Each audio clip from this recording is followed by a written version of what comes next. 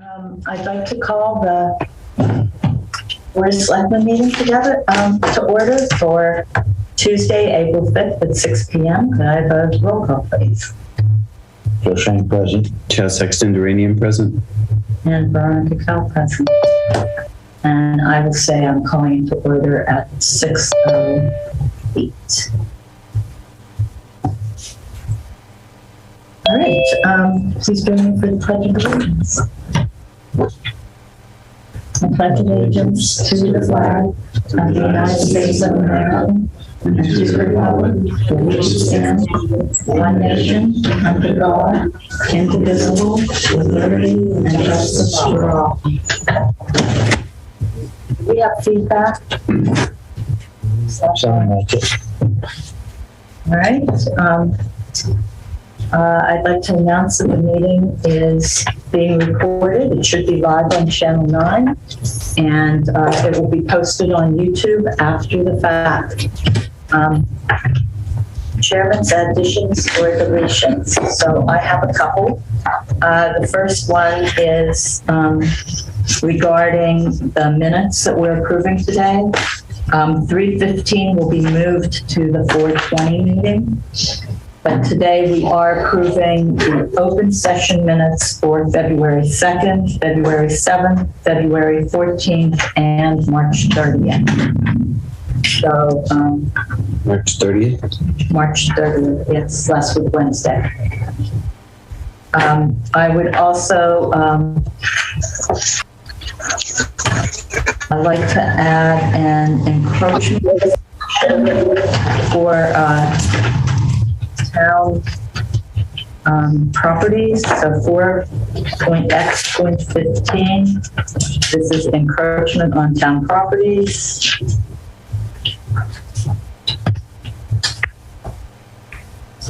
And X15, you said? yes, and 4.x16, email addresses for committees that do not have town staff associated with them.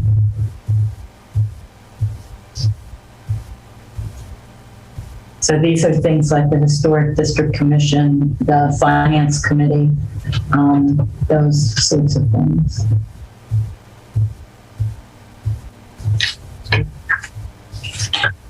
And that's all I have for additions. Does anybody else have anything?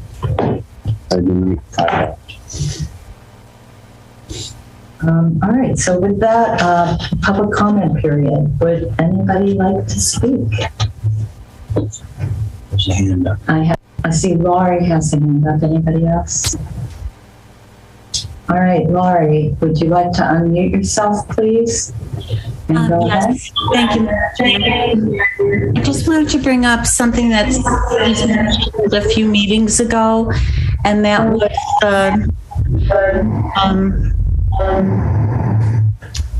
Unitel and the bills that we're getting. And I thought that the selectmen were going to approach Unitel to see what was going on. There's been large increases in not so much usage, but their service charges. We had addressed that, Laurie, a couple meetings ago. I didn't know that we were ever going to approach Unitel.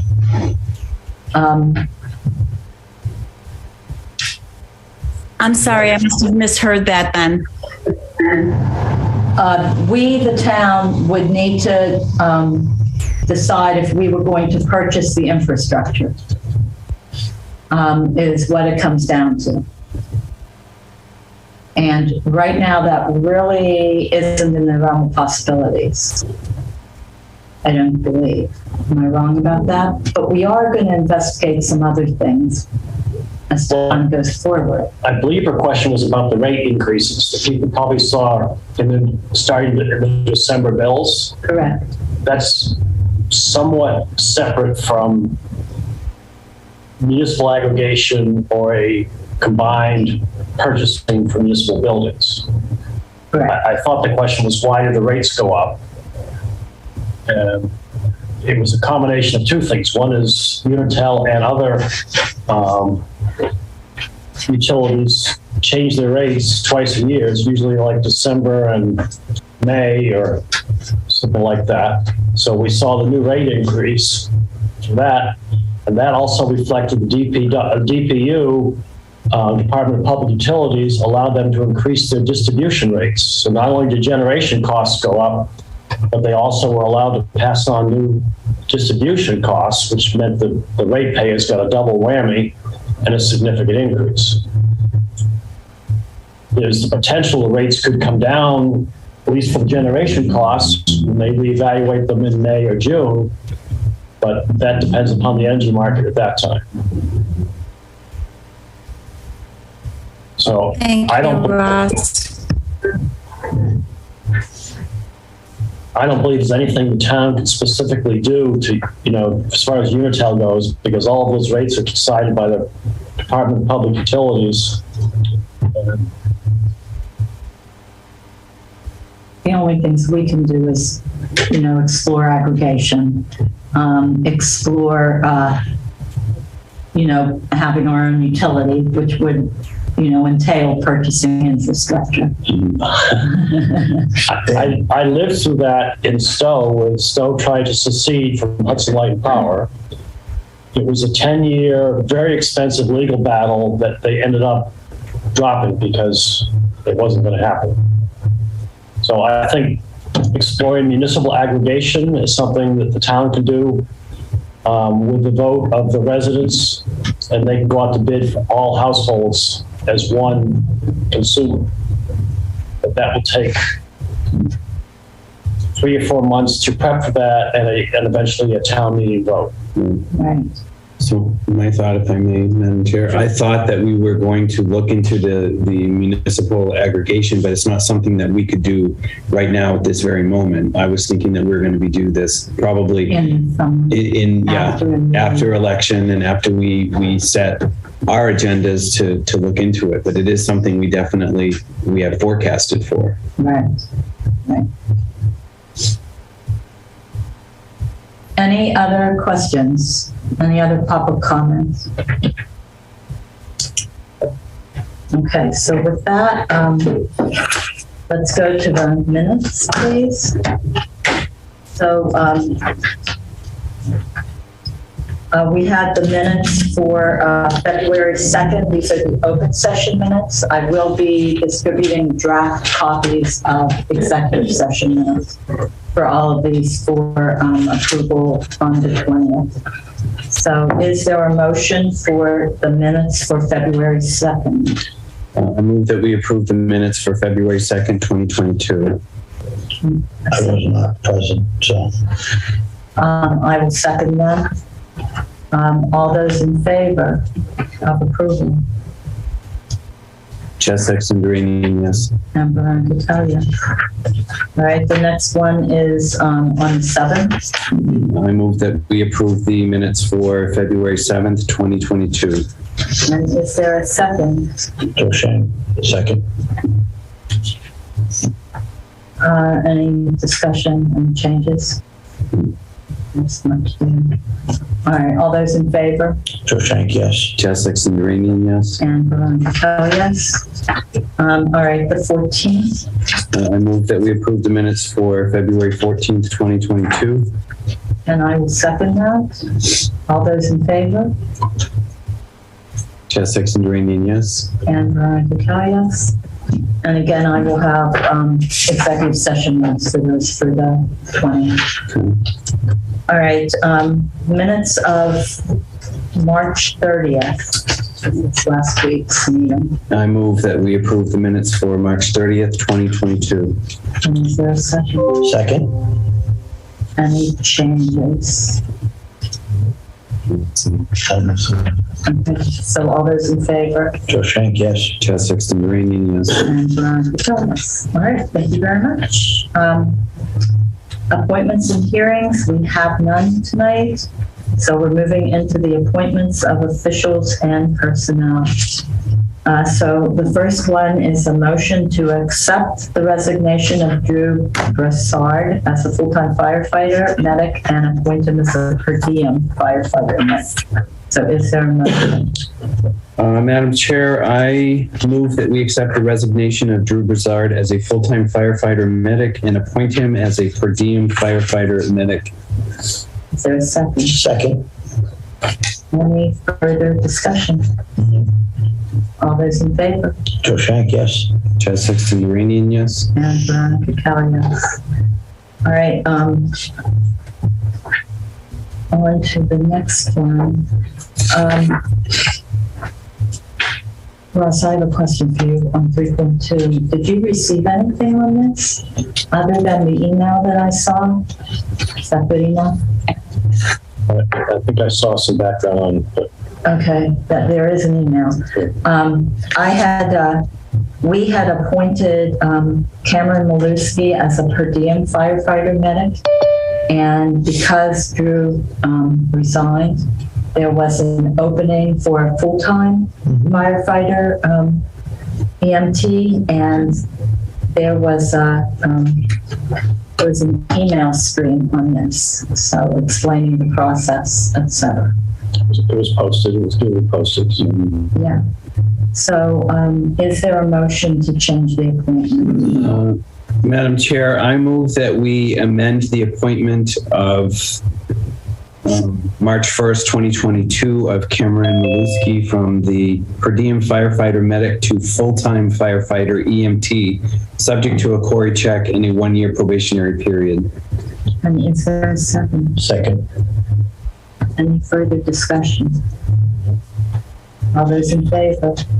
Joe Shank, yes. Chad Sexton Duranian, yes. And Veronica Kelly, yes. All right, the next two, I believe, go together.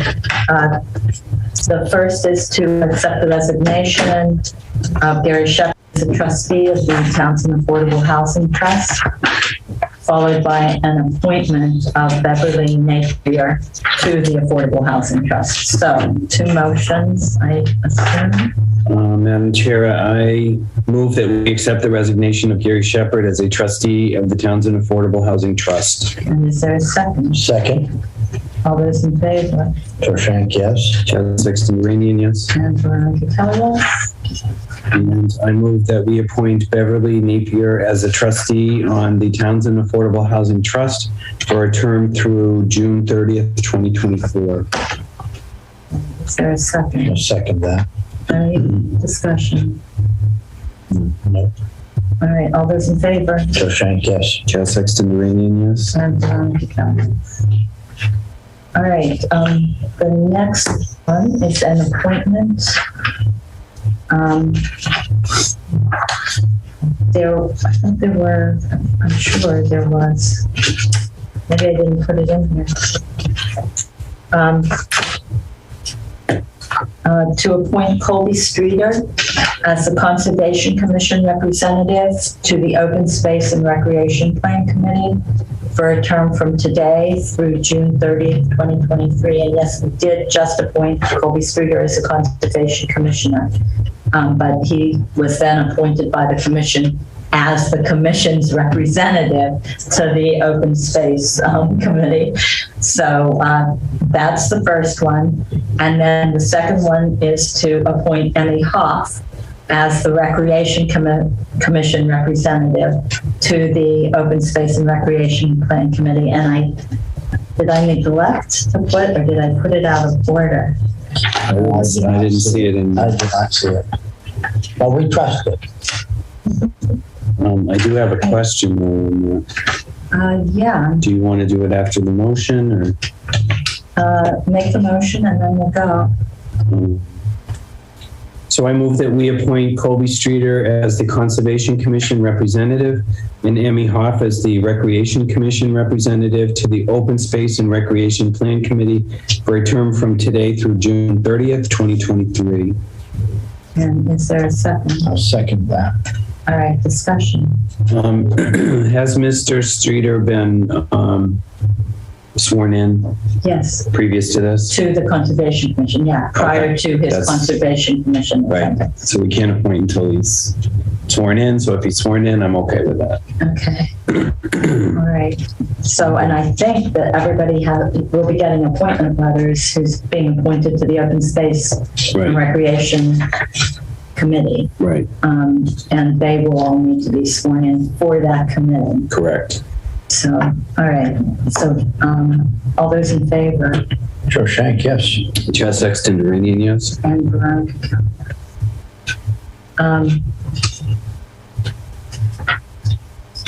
This next one.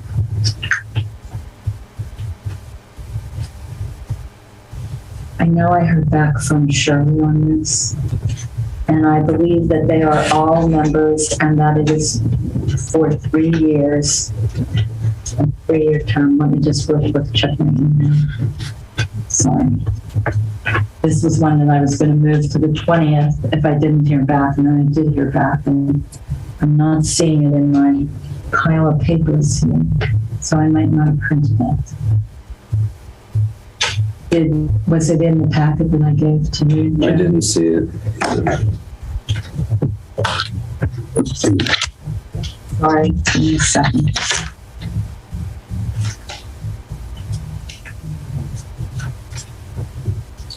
There it is. All right. All names are reappointments, and the reappointments are from July 1st, 2021 to June 30th, 2024. So I'm not sure I quite understand that, why it wouldn't be July 1st, 2022, but I'm going with what she gave me. So, Can we do a back appointment like that? Sure. Yeah. we can just say a reappointment through June 30th, 2024. I move that we reappoint TEMA members for a 3-year term. Barbara Burdone, James Brian Kennedy, and Donna Lynn Pinkerton for a 3-year term, effective July 1st, 2021 to June 30th, 2024. Second. All right, any further discussion? Should we go ahead and appoint this, or should I ask the question and move this to since it's not their reappointments and the term would not be up? Yes, I think you should ask the question. Okay, so I'm going to move this to the 20th. So we did get a motion. We'll just hold this. Is there a way to do that, Ross? Just withdraw the motion. So I withdraw the motion and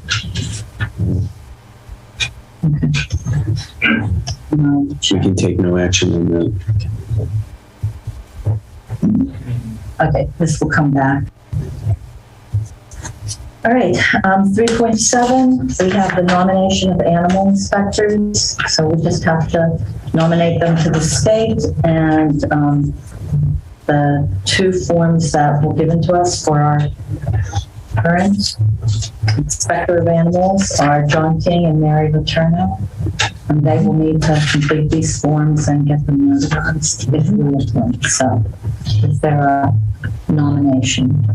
I move that we nominate Mary Letourneau and John King as Inspector of Animals for the town of Townsend. Second. Any further discussion? All right, so all those in favor? Joe Shank, yes. Chaz Sexton Duranian, yes. And Veronica, yes. So these will have to go to Kate to be,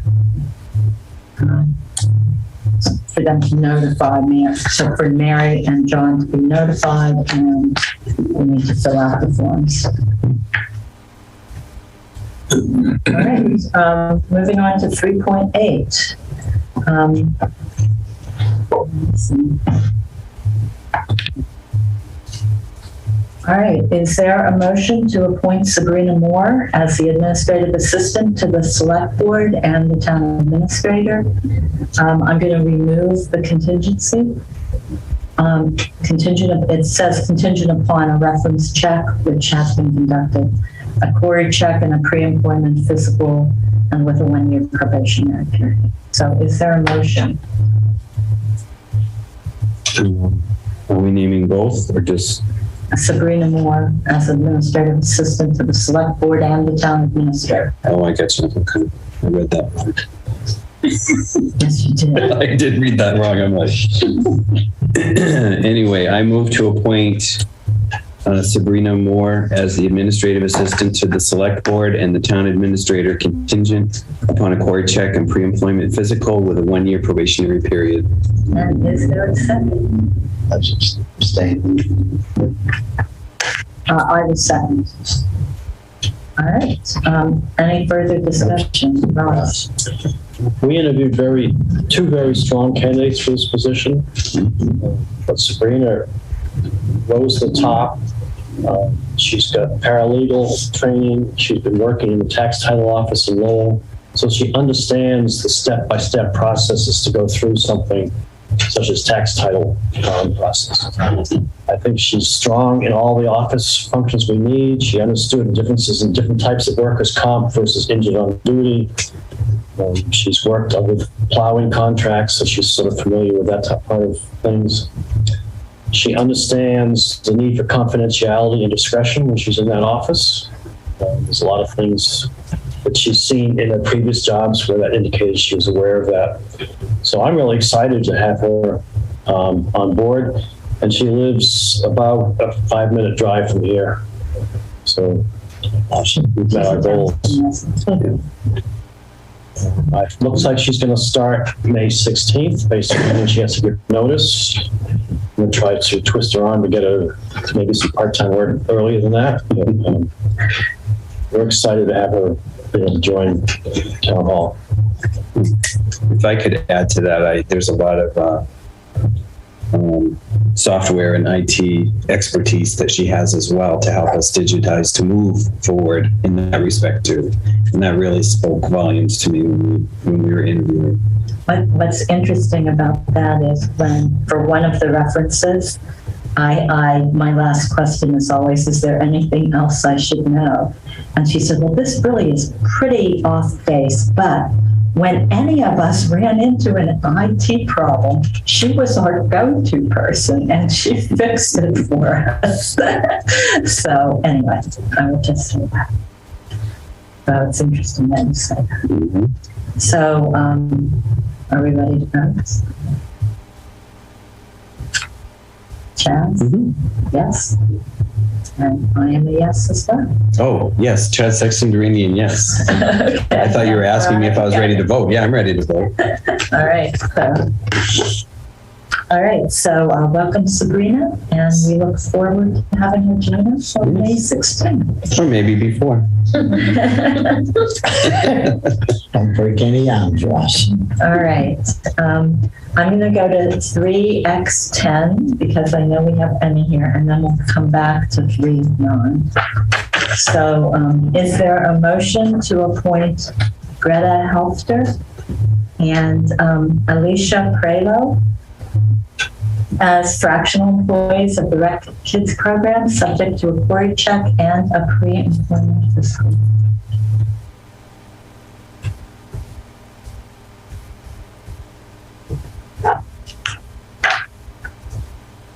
I move that we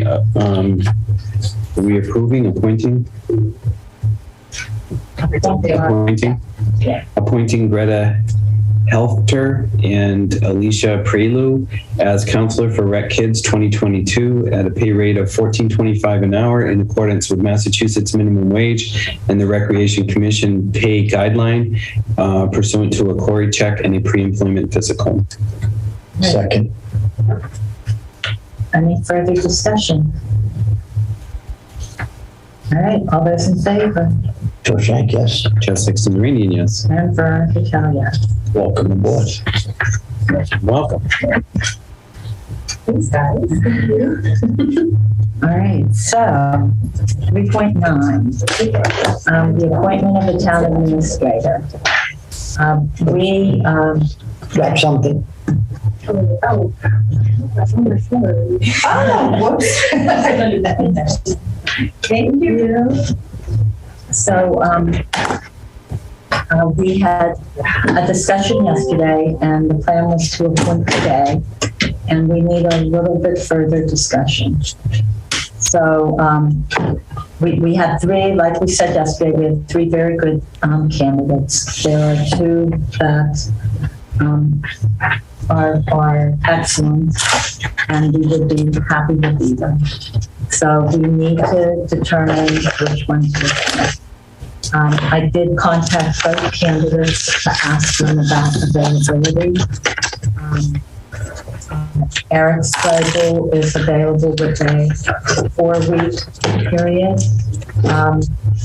And Ryan McLean is available later in the summer, meaning July 1st, roughly. I have that with me. Based on the notice that each needs to give for their positions. So the earliest we would be looking at someone in here is probably mid-May, the 23rd of May or so. The other is a July start. So, not to put any pressure on Ross, but the interim appointment that we have is through June 4th. So we have, and I know we had wanted to have overlap between the two. When we appointed the search committee, we discussed that.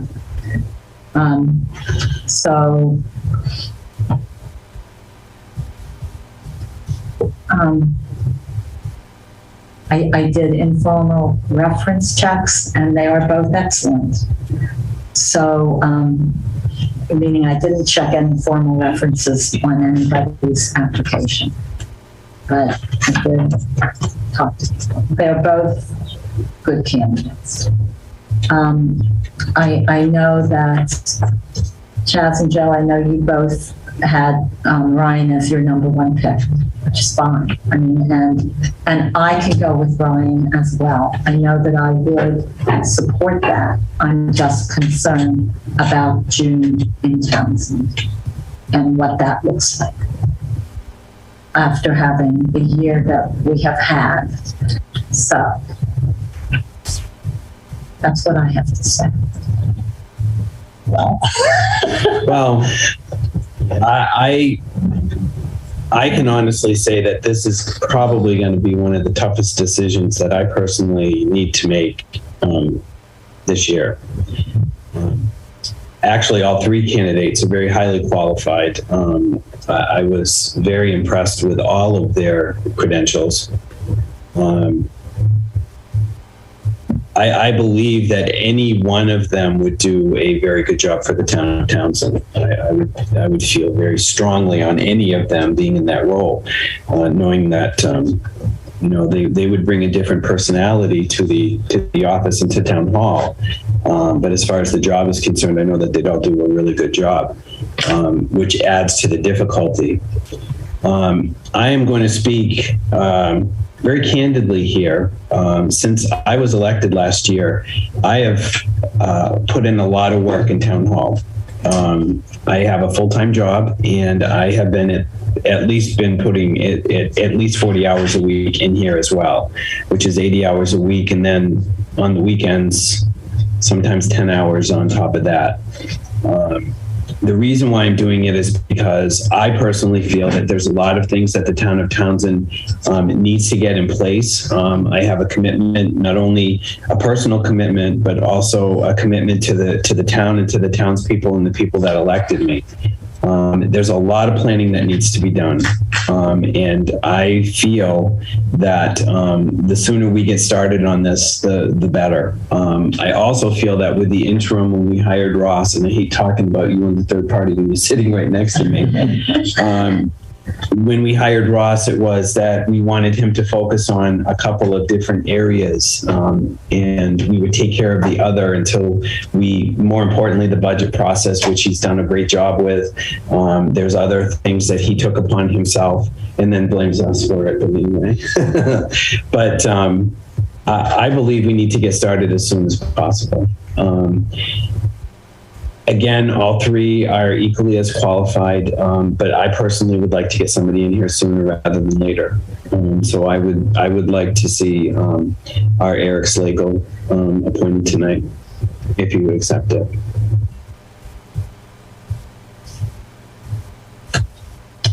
So, may Yeah, I mean, go ahead. Well, first, I will agree with you, Madam Chair, that sitting through the interviews, all three candidates were outstanding. And I want to once again thank the committee for putting the effort in the work and bringing them to us. I guess everyone gets to make a change in their thoughts. And as I've been sitting here last night and today, you know, we brought Ross on, and he's come in and done a tremendous job for us, and he's taken an extension and stayed a little longer. I'm going to have to piggyback on what Chaz has said. I think it's really important for the town, the community, to move forward and bring somebody as soon as we can. Once again, all three of them were outstanding. But I think with Eric being able to come in and spend at least a little bit of time with Ross before he was to be done, if that's the way we go, I think we as a board got to make the right decision and do what's right for the community. And all I say is hope and pray that we make the right decision. We don't know. I mean, do we want to? I know that yesterday you both felt strongly that he was the candidate. And I can support that as long as I know what June looks like. Right. And I'm very comfortable with what I just said. I'm okay with, you know, yes, I felt strongly yesterday, but I did have a lot of time to think about it. And I believe that, you know, they're both equal. And again, it's only, you know, the difference of personality, and they're all both very highly qualified. I guess I'm just going to, and I agree, Madam Chair, I was set on what was presented to me, the way he presented himself, such as the other two. However, I guess this is more important to us. I believe Ross is not going to be able to stick around until mid-July unless he all of a sudden says, gee, I'll be here, and we would change all our thoughts in mind. But I think we as a board would not do the community any justice if we left that seat vacant. And I don't want to be the one to try to put Ross in an awkward position to try to make him say, gee, I'll try to help you. I think he's been above and beyond the call of duty for the town of Townsend. He is really, as far as I'm concerned, and I'm only one here, he's outshined and done a tremendous job. So if Ross wanted to sit here and say, Joe, well, board, be happy to stay on in July, then maybe we can think. But I don't see that happening. And for that reason, and that reason only, I would support Eric. So you staying on, Ross? Well, this decision needs to be of your two candidates in the town, Right. not me. Thank you for your kind words. First 2 weeks in July, I'm on vacation. That's an unmovable object.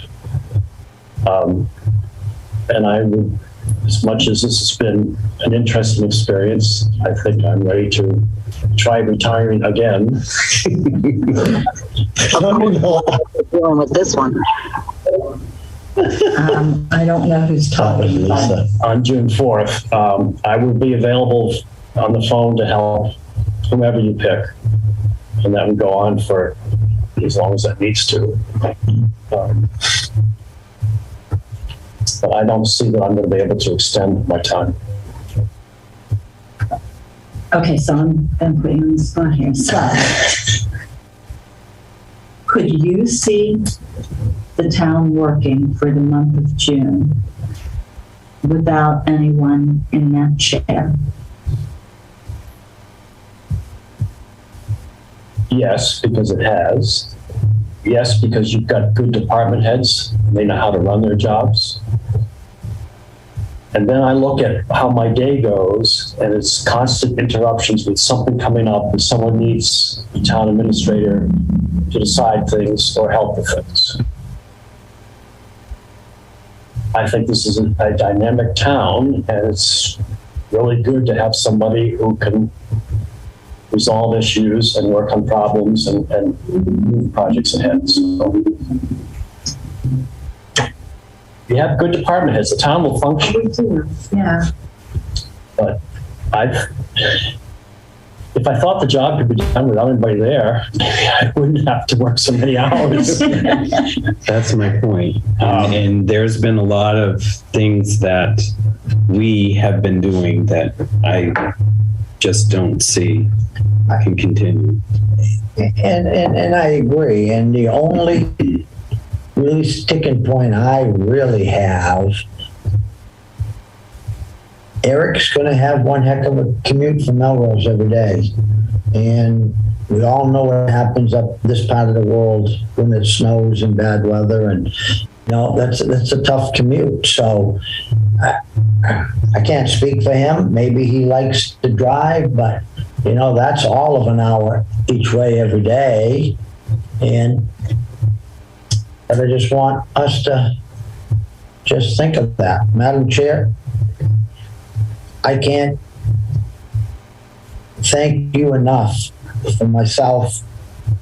I'm not going to speak for Chaz, but for what you have done while we've not had anybody here. It's unbelievable. You've gone above and beyond the duty. I don't want to put any more undue pressure on you for a month and a half. So I'm here to support whatever we need to do it right. But I'm just concerned on the commute.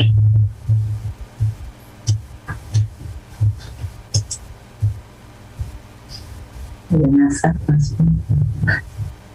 In the interview, I think that was brought up. He did say it was, but he didn't really reiterate. He said it was a drive.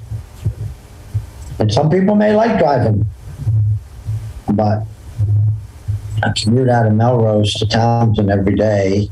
That's a commute and a half.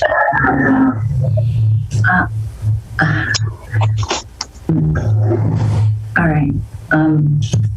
Madam Chair, are we allowed to say anything?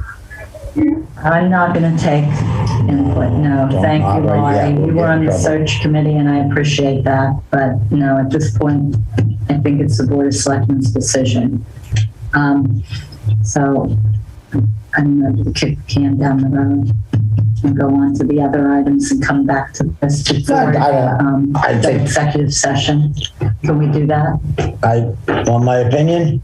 Yeah. Let's stay on it. Let's solve the problem. Thank you. Stay on it, solve the problem. Figure out what we got to do.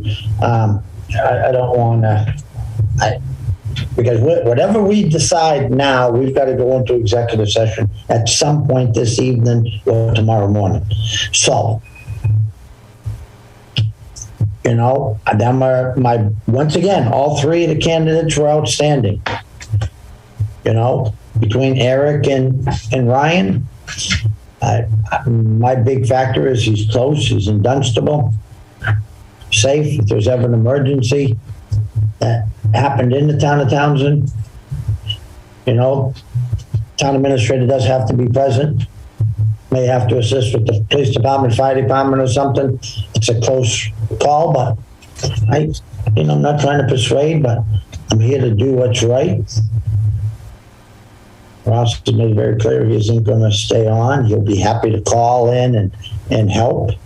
Madam Chair, the blunt gets put on you because you would have to fill those seats, and I think it would be selfish of myself to say just they can do that. The difference is we will have someone in this office. Last summer we had no one in either. This is true. We also, my feeling is that we need somebody with a lot of ADA knowledge, because we need to get that up and running. We have an expert in certain particular fields in the city of Lowell, which I'm sure, being Townsend, it's, you know, not as grandiose. However, there's a lot of working knowledge that Mr. Seigel brings to the table that I believe is something that we really need here in town. He's been working on affordable housing. He's been working on ADA compliancy.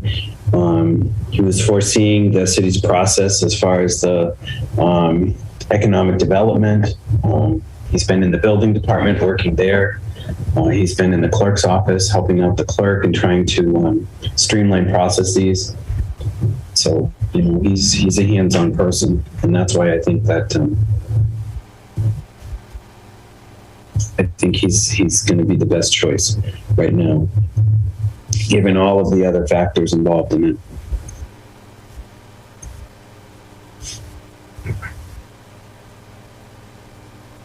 Not to mention that he is an attorney.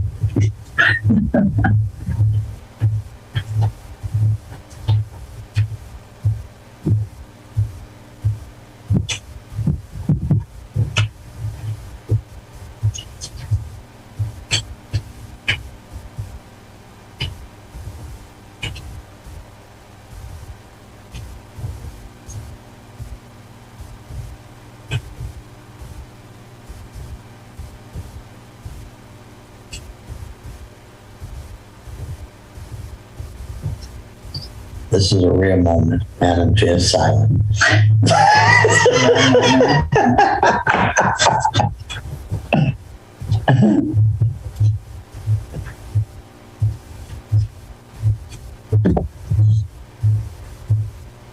I guess for me, it's a question of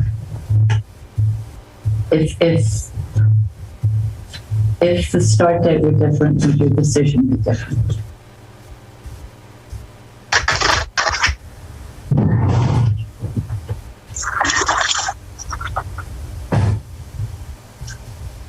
These lights are terrible behind us. Excuse me.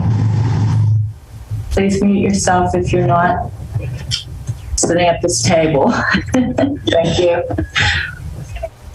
I would say possibly, but I would.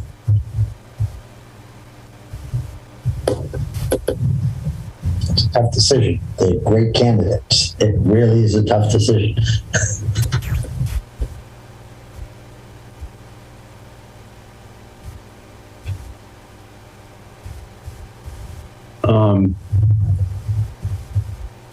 The time frame is playing a part in my decision, but it's not because of my decision. I will say that.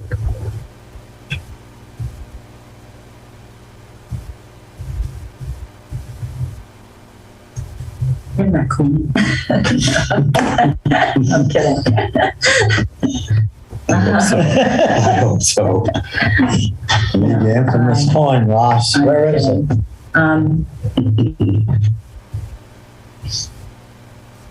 I just feel like it's an important decision, and I want to know that we're on board, one way or the other. And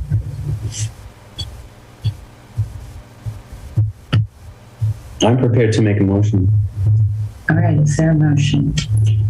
I move that we appoint Eric Slagle as town administrator contingent on a reference check and successful contract negotiations. And a Cory check and a pre-employment physical, Yes. which I did not write down. Is there a second? I'll second that.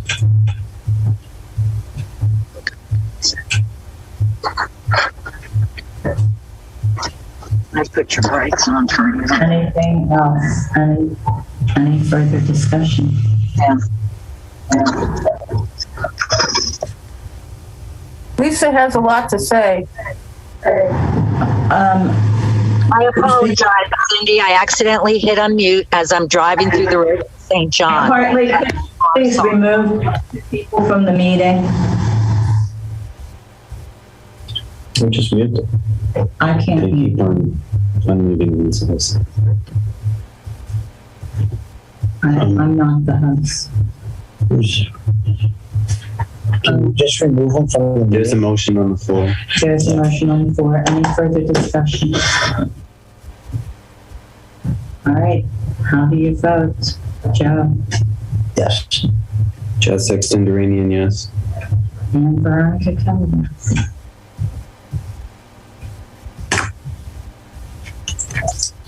Welcome, Mark.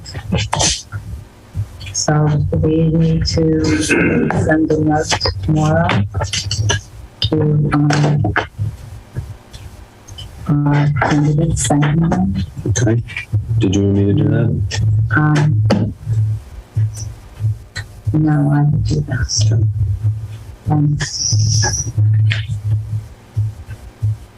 I'll work with Katie for that. And I'll go from there. So welcome in.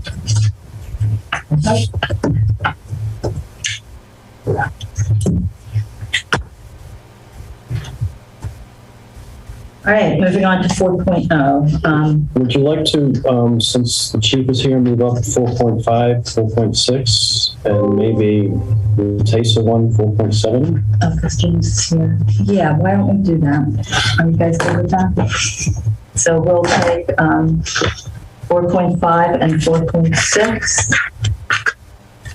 Move those up, and which one is Taser? 4.7. 4.7.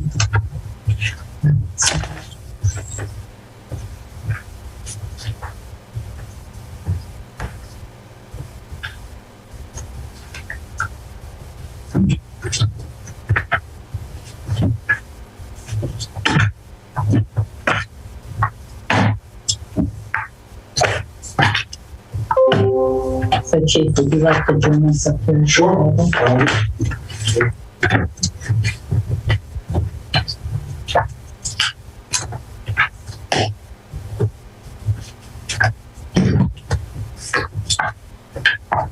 Okay, the first thing is the police cruiser lease agreement.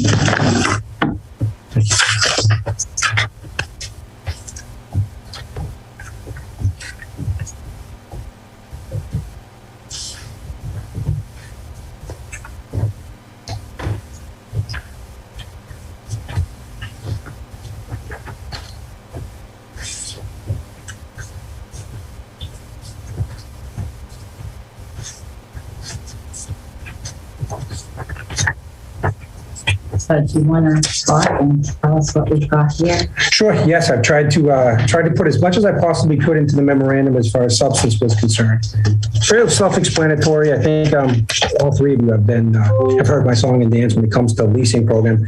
But generally speaking, 3 annual payments of $70,285.31. There is a big paperwork packet that needs to be signed. Inside of that packet is a master lease that involves this program. Inside that is a non-appropriations clause, which we have checked through legal to make that. I'm sorry. Can I stop you just sure. a minute? By all means. Is this the first year of a 3-year lease? Correct. Or the second year of a 4-year lease? First of 3. Because I think the budget says different. Because you're talking about fiscal 23's budgetary items. These funds would come out of fiscal 22, already been appropriated. First payment, fiscal 22, second payment, fiscal 23, third payment, fiscal 24. So the first payment comes out of FY22. Correct. So it's already in the budget. That's correct. Unexpended. That's correct.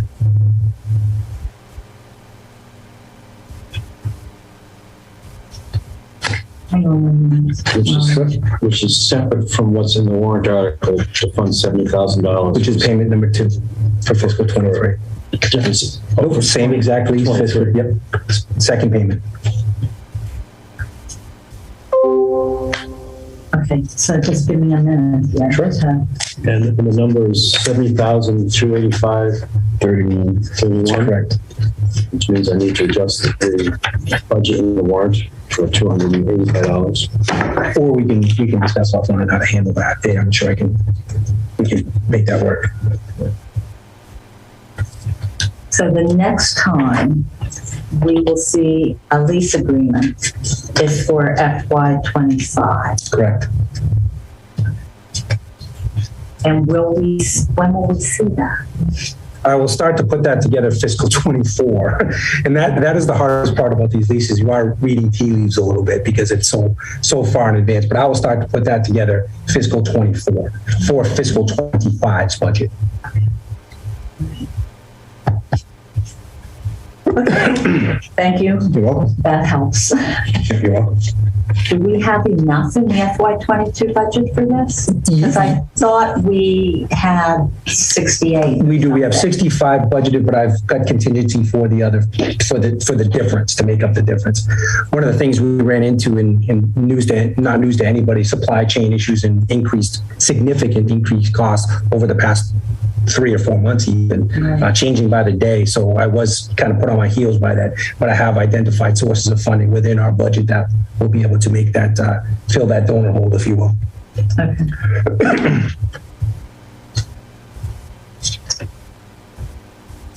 If you look on the second, would have been the page 3 of your packet, you'll find the scheduled payment. Payment 1 due for payment date is listed as March 15th, but you get the gist. March of 22 and March of 23 and March of 24. So if we were to keep that going, I'll start to do some work in fiscal 24 for fiscal 25 funding. We'll go through the whole thing again. I think this will be my last go round with gasoline cars, though I can tell you. At least it seems that way dealing with Ford. Okay, so can I ask a question about authorized individuals? Sure. Why wouldn't that be you and the town administrator? We could do it that way. We certainly could. The issue that we've run into, and I have that in my notes here, is they involve bills that are pretty complicated. So the amount of signatures that have to be gotten with our treasurer, with our accountant, just made it easier to have it that way. But you could certainly do that. It wouldn't be the issue that I ran into is the availability of the town administrator may be an issue if I don't get it done quick. And getting that stuff through all of the different channels was a bit of an issue. And then there's when the delivery happens. As long as I'm made, there's 2 authorized individuals. As long as I made one of them, the issue is fairly easy. So you could do that if you felt more comfortable with that. We did it the way that I had written it up last time, just for ease of purpose. It really doesn't make much of a difference on mine, other than it's a little more efficient. I don't have to run around and drag Ross all over town to get the signatures that are required. Packet's fairly substantial. I've showed it to Ross and he agreed. Okay. Sorry.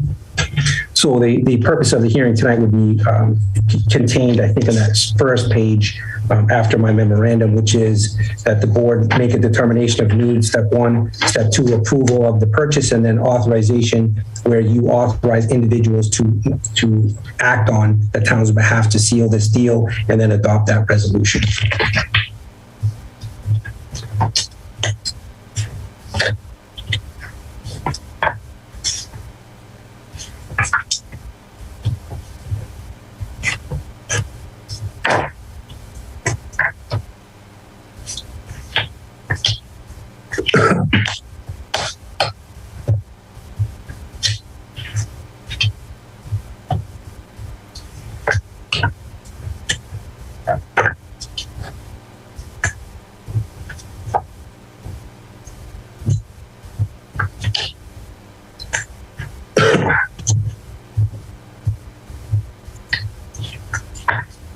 So I have to ask, is it still in the operating budget or is it not?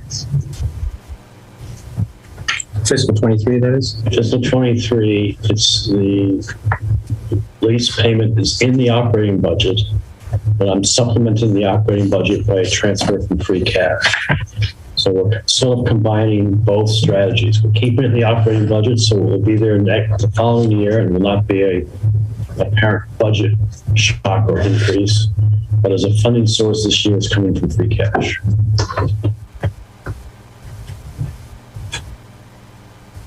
So, Can we do that for other things and fund them from ARPA? So that they're in the operating budget, but we'll talk about that later. Yes, we did some of that for the fire department. We pulled items, funding out of the operating budget, but kept them in there. The items in there. Right. Okay.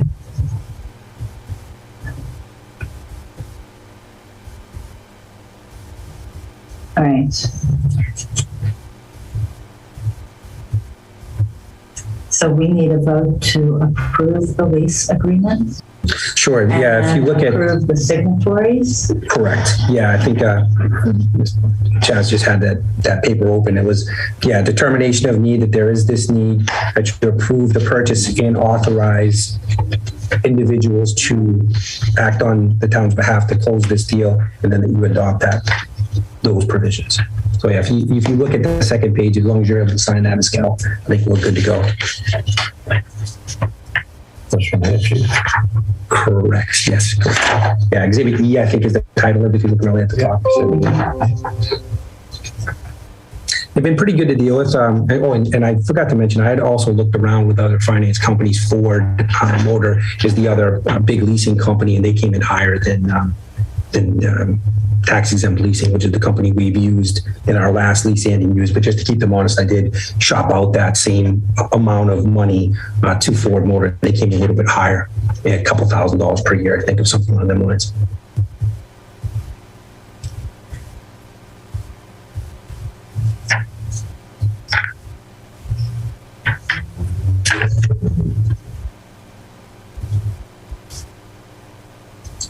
Anybody else have questions? I have a comment. As far as an authorized signature, I would rather have somebody from the town as opposed to for approval and authorization, because this is a master lease, right? No, the master lease will be in place.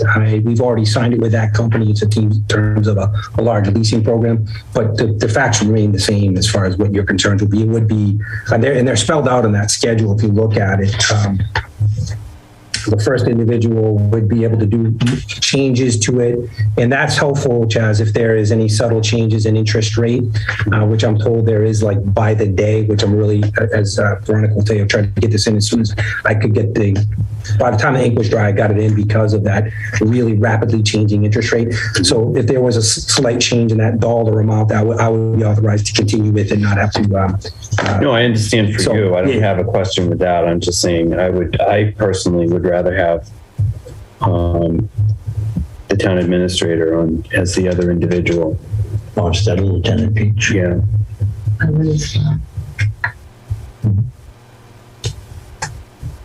Yeah, I just think that would be a little cleaner deal. Sure. So there's just not two police officers per se. I think it would. I can get you a clean copy of that if you want to vote to let her sign that out of session. Mm-hmm. I think I can get you a clean copy that way there. And then watch me sign it and or town administrator, whatever, however it goes forward. I think that's, I had that same question, but I'm good with that.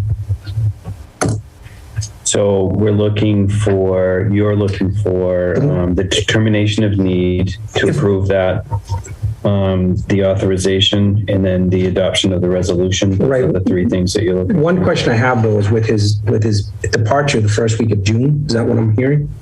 We might actually have an issue with that. It might not be. It may not. I would imagine the furtherance of the lease would be done by then. Well, we are expecting that we will have a town administrator in. Right. So could it be by? I'm not sure what it would be by position though. Print the name and title of individual or individuals. Often they accept a title because names change. And I don't think it will come into effect as long as I don't get hurt.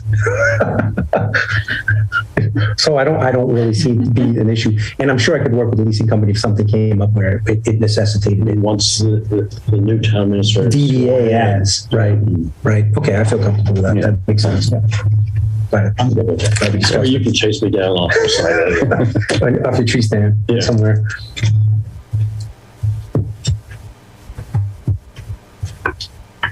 All right, so motions for resolution made. Because it looks like at a duly called meeting of the governing body held on the following resolution was introduced and adopted. So that would be the only thing we would need a motion for, I'm assuming. Because that's what we're assigning to. Yes. Motion to authorize the chief and the town administrator to sign the resolution. Well, to sign for the to sign the authorization. And then I think, who signs the resolution? I thought it was us. We're chairman who is not listed. Right, I think it's you. You would be able to, because you would not be with, yeah. And then someone needs to attest it. That's not here, right? So one of them, right? That's not listed on the document, so it would have to be one of Does them. it have to be a notary public or just someone to attest? No, just an attestation. It just can't be you because you're listed as an individual, if that's the way we went. Okay, so a motion to have the approval and authorization be the chief of police and the town administrator? Yeah. And then a motion on the resolution? And then that would be that. So I move that the approval and authorization for the lease for the cruisers would be for the police chief and the town administrator.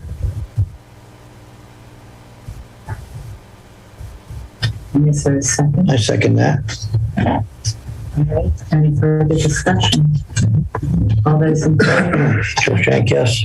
Chad Sexton Duranian, yes. And Veronica Kelly, yes. And then to approve the resolution. And I move that we approve the resolution for the lease for the new cruisers for the town of Townsend. And is there a second? Second, quick question though, do we sign, whoever's signing these out of session? Do we have to put that in there? Be signed out of session? For the resolution, I guess so, because we don't have a clean copy. Okay, yeah, Yeah. To be signed out of session then. I'll second that. We'll get that done ASAP. So we don't get jammed up on it. All right, any other discussion? All right, all those in favor? Joe Shank, yes. Chad Sexton Duranian, yes. And Veronica Kelly.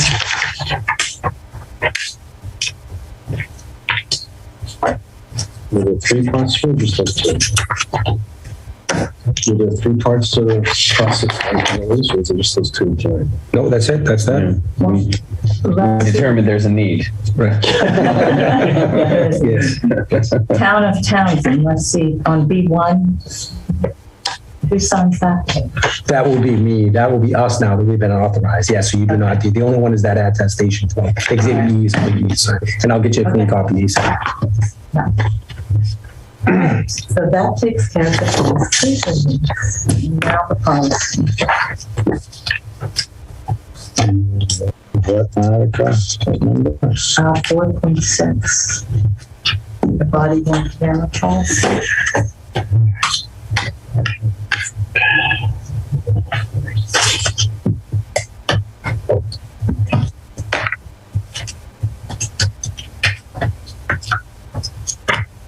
This one I know is in the document. Yeah. It will be behind that.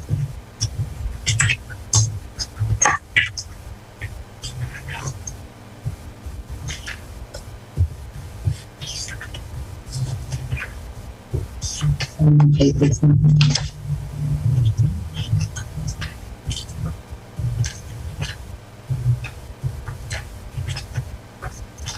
No, you're way too far.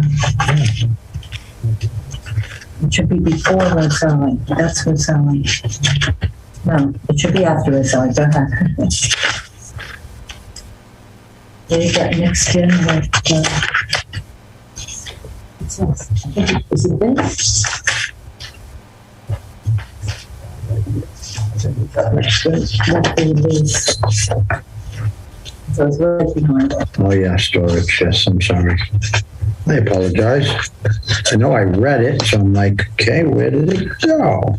Okay. Gentlemen, ladies.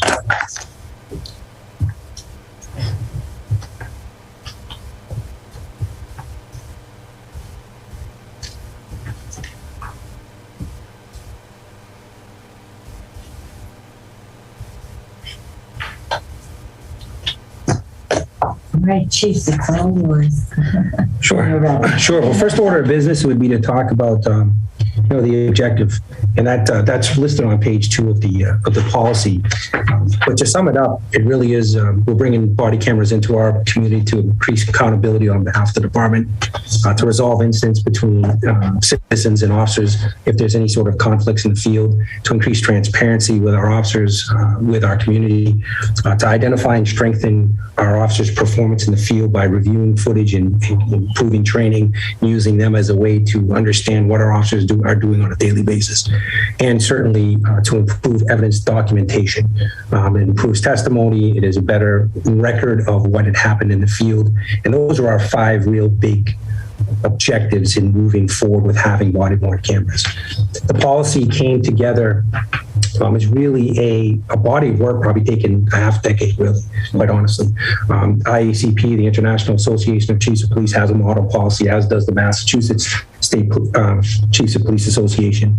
Our own law group that we utilize for policy consultation signed off, will sign off on this document, not to mention sample policies from accredited departments all around the country, quite honestly. We have been back and forth with our collective bargaining units. They raised concerns about privacy implications and the GPS technology that exists.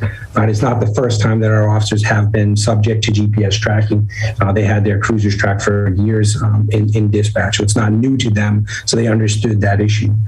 They were concerned about how these technology be utilized for discipline, and they were also concerned about what type of equipment this would cause them to have and how that would be maintained.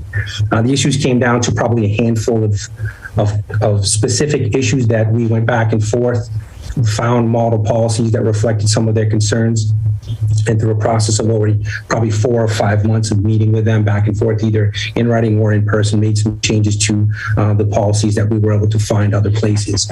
When an officer is allowed to view video footage was an issue with the officers. They aren't allowed to view that footage unless it is locked down because it is a serious incident, such as a use of force investigation, officer involved shooting, something along them lines.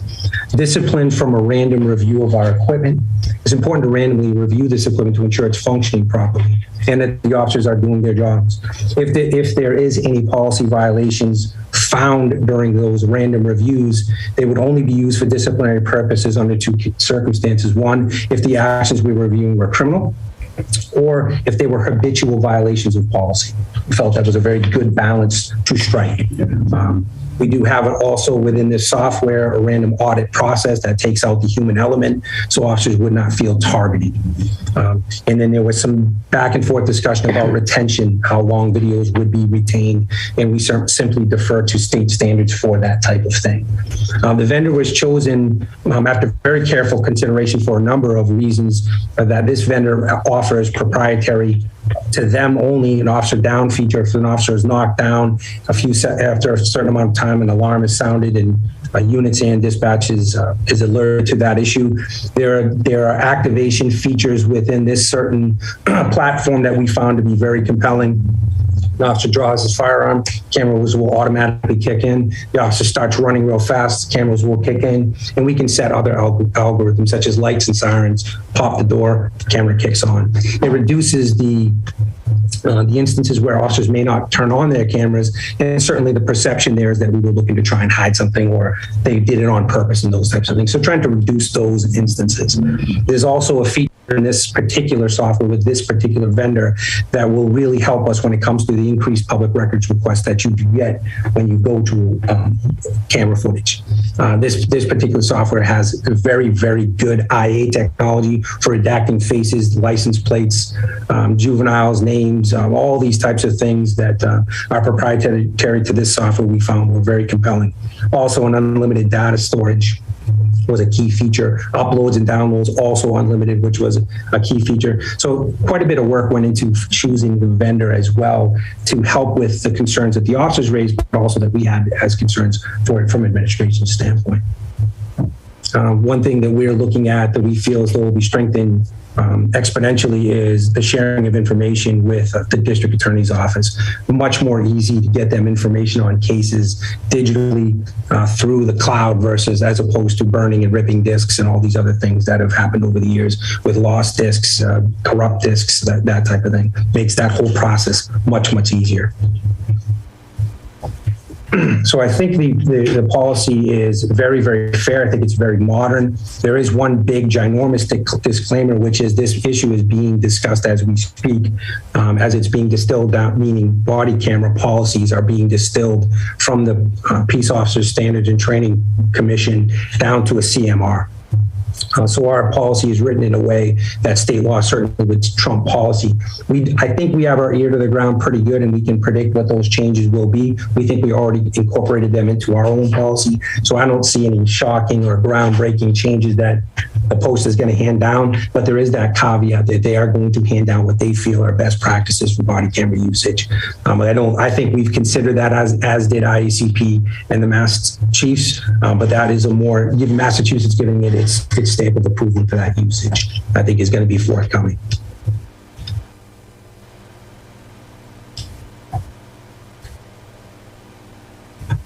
So from us, we need a motion to approve the policy. Yes. So for a kind of a point of order or a point of clarification, it's my understanding that when policies are created and approved by the board, slight amendments to those policies are not necessary to bring before the board. I choose to bring them when I think there is a substantive change in policy that I think strikes at the original policy, because whether or not something is codified and brought before the board and in slight variations, this is a out of cloth policy. So I do think it does require the board's approval. I did a little research on this and I, especially with the vendor, because the proprietary information and the information that some of these videos can pick up concern me greatly. And the track record of this particular vendor is very good. I will say that. My concern is, number one, all of the police officers are aware of the policy and their feedback was taken into consideration when this was adopted. Correct. We go through. We went through basically the process of impact bargaining, where we gave them a draft copy, took some of their concerns. We did it through their union, not through individual officers. But yes, yeah, we did, and it was one-stop shop, as they have one union, so it was fairly easy to do. And again, it's a process. I just jotted down 1, 2, 3, 4, 5, 6, 7, 8 different occasions where we've had a back and forth. They were given a draft copy in December and the final copy in March. So it's something we've been dealing with them since February 26th of 21. So it's been over a year. And I'm aware of that as well. I just want to, more for the public than anything. Sure. Yeah. No, it was done. And again, not so much in consultation. I think it's a bargaining where we took their concerns and any impact we felt that was brought to the fore, we addressed. Impact on clothing allowance, say, or impact on privacy. Mm-hmm. There were some alterations to policy made based on their feedback. It's not to say they got everything that they wished or wanted or anything on that lines, but we do feel as though we struck a balance. There was one, and I forget the terminology. I want to say live stream. What are your thoughts on that? Yeah, we've talked about that at length. In fact, the officers surprisingly wanted to loosen the policy and allow more officers to be able to activate live streams because of the safety implications. Mm-hmm. We know of officers that have been shot or hurt in the field and not knowing where they were, being able to operate the live stream and get a sense of what is happening. So the officers seem to be breaking more on the safety than they are on the protecting a guy doing the wrong thing. Mm-hmm. The software is I'm thinking of protecting our officers. Sure. The officer is beautiful. The software is beautiful for a number of reasons. It really does prevent the targeting. I can run a log anytime and see that Officer Jones's video footage was reviewed by Sergeant so-and-so 100 times. Why? What is that? I can see who activated live stream. We have a policy and can have a protocol that says if you activate live stream, you need to write a to/from to your supervisor as to why. And there needs to be some safety. So there are some significant protections, I think, built into the software, but also into the policy. For the guys, we spent time training on it today. We have other training sessions tomorrow, and we will have a full block dedicated to going through this policy from stem to stern prior to implementation in the field. Now we're working through the logistics now. We actually had them there all day today. We have them there all day tomorrow. So it's something that we're doing. So we want to make sure that everybody understands the policy from beginning to end, as you had suggested. I find it to be very favorably received. Again, concerns. I mean, you're walking around with a GPS. That's a little disconcerting. Certainly, if you want to stop home, if you're taking a break, and all these, there's all kinds of different implications. But we feel as though those that are addressed both in policy, but in practice as well as how we manage our employees in general. We feel as though we have a fairly open relationship when it comes to minor policy violations that may be misunderstandings and that type of thing. I also think that the policy of random review, only taking steps to discipline in acts of crimes or habitual violations of policy. So if you caught somebody doing something wrong, out of sector, didn't turn it on in time, didn't turn it off in time, stayed someplace too long, didn't do this, didn't do that, those would be a minor policy violations, not subject to discipline unless it had been habitual with that particular officer. And we think that strikes a very good balance, because otherwise it would be a counseling session likely anyways. Right. So we feel as though that's a very employee-friendly way to kind of handle it, because it is all about retraining. Okay. And town council was advising on this? Yeah, they've been kept in the loop. We use our own consultants when it comes to policy promulgation, but certainly we could have them do the once over if the town felt as though that was necessary. So my question is, did it go not only to the patrolmen's union, the officers' union, but also to the lieutenants? Right, one and the same, so which makes it helpful. They are the same union? Correct. Yeah, different chapters, same hierarchy. So the staff rep for the patrolmen's union is the exact same staff rep for the lieutenant's union. So it's kind of like a one-stop shop almost.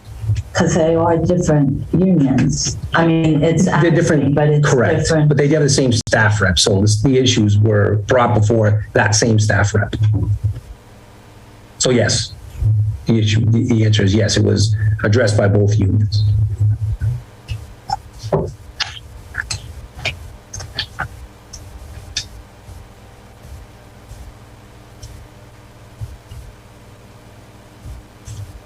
All right. No, I'm good. Just asked the most important I was going to ask, as long as it's been through, and I believe Chief stated it very well, that, it's gone in front of all the officers, everybody. They've had time to have their input. They've had time to discuss it back and forth, and that's the right way to handle it and deal with it. And I think this is the new times. Unfortunately, as you said, Chief, no one wants to have something on their chest or on their back that I know exactly where you are all day. However, there's a safety factor to that. There's reasons. We watch that's on TV. And one thing that's really important to note, and you had touched on it, is including the employees in these decisions. This is not it. This is not the end. Mm-hmm. It's an evolving process. If we roll those out into the field and we identify privacy concerns or concerns maybe the other way, we can loosen and tighten as we see fit. I really do think including all of the employees in all policy decisions is important, not just ones that involve things like this. So I would have an open dialogue and I have an open office door for anybody who wants to bring policy concerns relative to all of our policies. So I don't think that this is not, I got it now, let's go, we've got to go to the moon. It is subject to change, I think, with the times and with technology, quite frankly. I just think what we've all witnessed and seen on national TV in the past couple of years with all these private cell phones and people taken, I think it's much more important that if the police officer has something that he can show and defend himself, by far, I think it's going to be better. I think, once again, it's a tough policy for us as a Board of Selectmen to say we should enact, but I really feel it would be a huge asset for the police officers and the safety of the community.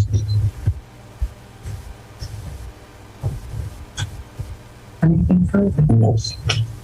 The way that the chief described it, I think it's been well thought out. They've looked at as many issues as they can. As he said, the policy will probably continue to be amended as issues come up, but I think it's been thought through pretty carefully.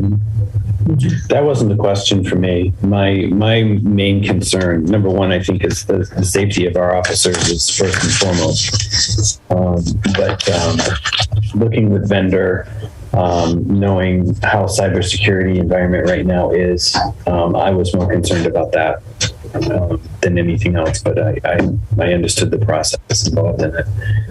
When will this be deployed? So we're working through training now. With the dispatch change, I'd like to deploy sooner than later when it comes to getting the training and then deploying. I don't want to get the training, wait 5 months and deploy. However, the move to the dispatch is kind of throwing a little bit of a monkey wrench into it.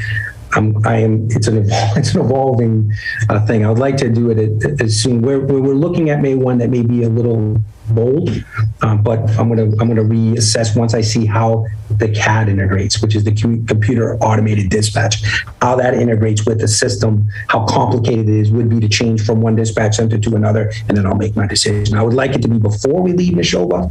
That would be my goal. And this just to inform the public too, this was all taken on with grants. So correct. This was correct. Yes, this was a grant that we were awarded in 2021. 2021 Edward Byrne Memorial Justice Assistance Grant. We made a compelling case that this would help our community for the reasons that I had stated of transparency, improved community relations, that type of thing. We were awarded the grant. The ongoing maintenance fees are ours to bear, but we worked them into fiscal 23's budget, and we will continue to do so moving forward. It was one of the driving factors to several of the lines being increased from the year prior was fees to keep this program going. Money well spent from where I see it. I agree.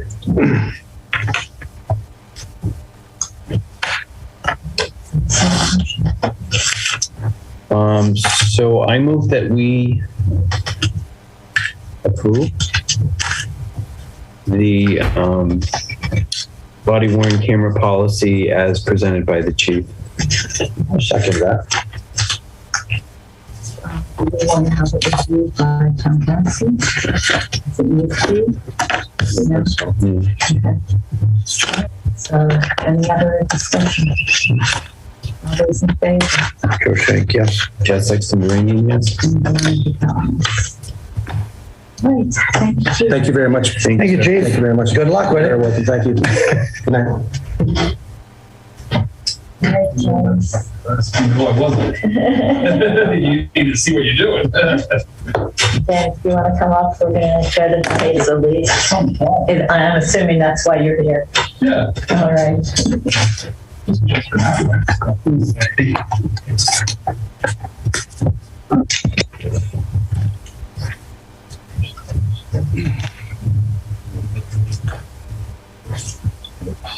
So I did get back this afternoon the RFPs. Okay. And we do have to go out for an RFP. So so they gave me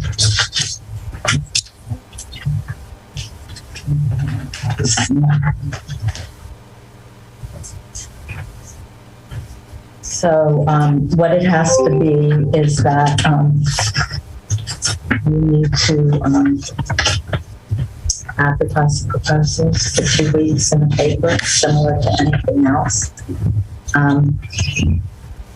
And also posting the ad at least 30 days before the opening of proposals in the central register, the state database for procurement. And they also wrote a lease that we can put in the RFP package that removes, so it's the exact same lease as what you guys have, but it removes your name. So that's where we are. Okay. So what I think we should do, as long as you guys are good with the lease, and I thought you were from what I read. Yeah, no, I looked it over again last night, and it added stuff that needed to be added. So other than that, yeah, and they, town council has reviewed it, all good. So we just have to do this process. So I would like to, and I'd be editing the soccer fields thing, the RFP, and getting it to Katie to post, which hopefully she can do next week. There we go. So, and what we will do is just extend the current lease because you guys aren't going for permits anyway yet. No, but our season has started. Yes. Right. So we want to, we've got to cover that. Definitely. Yeah. So can we think 60 days is enough? I was thinking towards the end of May. Okay. If that's all right. Like through the 27th, that's Memorial Day weekend. So soccer season goes till the middle of June. Whatever you feel is comfortable. Right. We just want to extend until we get the lease Right. taken care of and the posting, and then we'll sign the lease and then we'll go forward from there. That's all we're doing, is really just covering ourselves until we get the posting done and the final agreement. Well, maybe what we should do then is do it through June 3rd. Extend. When do you just want to run under our regular lease until then? So that's your call. Just extend the new lease to the end of his season, June 30th. I just wanted this to be done with because it's a thorn in my side as much as it is in yours. Now, I will say this is up to interpretation. I was looking at the law last night and it did say that, and I might be reading this wrong because I'm not a lawyer, but properties with certain environmental significance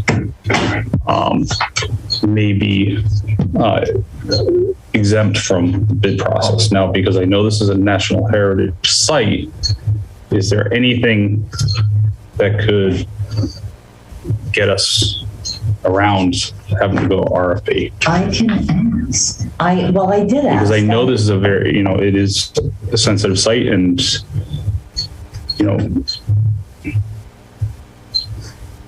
but if you just go through the RFP process and,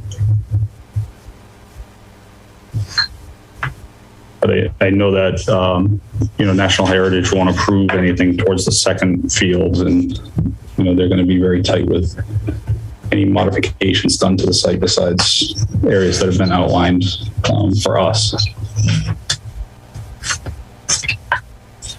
We can ask, but council is advising us for that.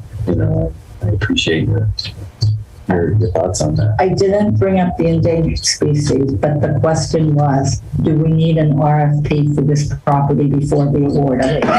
And the answer was yes, because of the extensions of the lease, the ability to extend it over and over, and the value of the property. Yes. I think, even though what we're it's charging $1 a year. Right. But that's what they said. So I can ask the question. Do you remember the law? Oh, I don't remember exactly. It was buried in there.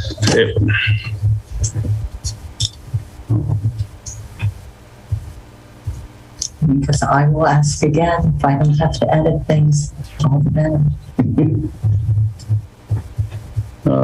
Chapter 30, Section 16. All right, I can ask. It might have been the previous section, but that was purchasing property. At least tells me where to look. But again, it could be I could be interpreting differently, but. Well, I think we should extend the lease. Yes, please. So the question again, do you want, because your lease is till November. Do you do a fall soccer season? Yes. Yeah, so. And we also do, during the summer also, there's games. Okay. Pickup games. Pickup games, right. So several times a week. So the fields are utilized. Okay. All right, so date for extending. I would extend through June 1st. That will give us enough time because we have to do the 30 days in central purchasing or whatever, central register. Is that Combis, Russ, the central register? No, it's separate. It's different? Okay. Central register is where it has to be. Combis is more of advertisement / convenience. Okay. All right, so we have to do the 2 weeks in the local newspaper. We need 30 days in the central register. And those can be overlapping. I'm assuming not concurrent, right? Yes, they can be overlapping. I was thinking it had to be 14 days in central register, but I can check that. It says also posting the ad at least 30 days before the opening of proposals in the central register. That's what they gave me, which is a state database for procurements that describes the central register, but this is what it says. And then 2 weeks in the newspaper, the last publication must occur at least 8 days before the proposal opening. So I will get together the RFP as best I can. Yeah, I think the time-consuming part would be getting the description of the parcel. He gave me, The existing lease should have really pretty good, Yeah. in the previous RFP. I think I can do it. I think I can do it. I don't have a copy of the, Yes, I don't know if it's editable, but if you can just send it to me, that would be good. And I'll take what's in there.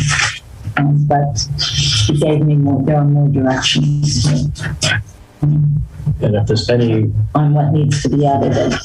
restrictions that you want to add to that, essentially to that lease, to put in the RFP specs, that's the time to do soccer that. only. He told me to include. Soccer only. Yeah. Soccer only. He included a lease that he edited, that he said should go in the proposal. So, anyway, so I will get that together. And then you'll send me the RFP so I can do my proposal. More work. Do we need a motion to extend it to June 1st? Yes, we do. So I move that we extend the Taste of Soccer lease, the current lease, to June 1st of 2022. Second.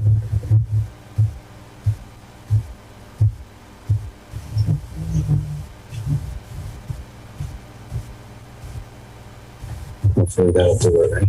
Yeah, follow the rules. All right, all those in favor? Joe Shank, yes. Chad Sexton Duranian, yes. And Veronica Thomas. Okay, thank you, James. Thanks, James. Thank you. Appreciate it. Where did we leave off? So we have to go up to 4.9. This is the audit committee for the FY. So we're going backwards now. To bring.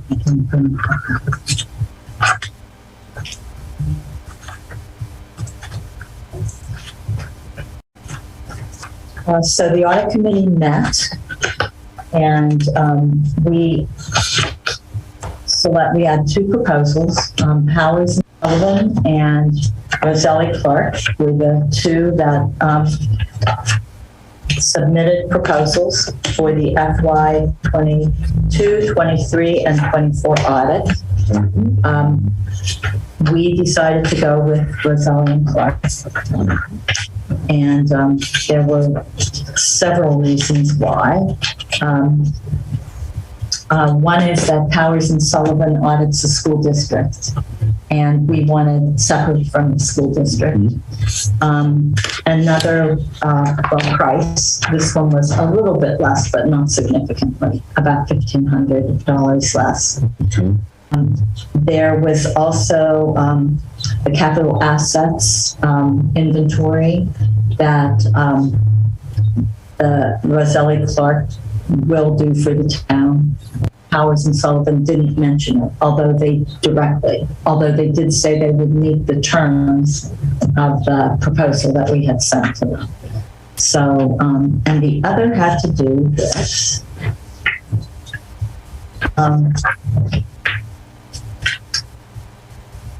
a report that we did not ask for, but that Powers and Sullivan said they would charge $5,000 for, where Roselli and Clark states that they will help the town with preparing the report. And I should give you the name of the report. So let me.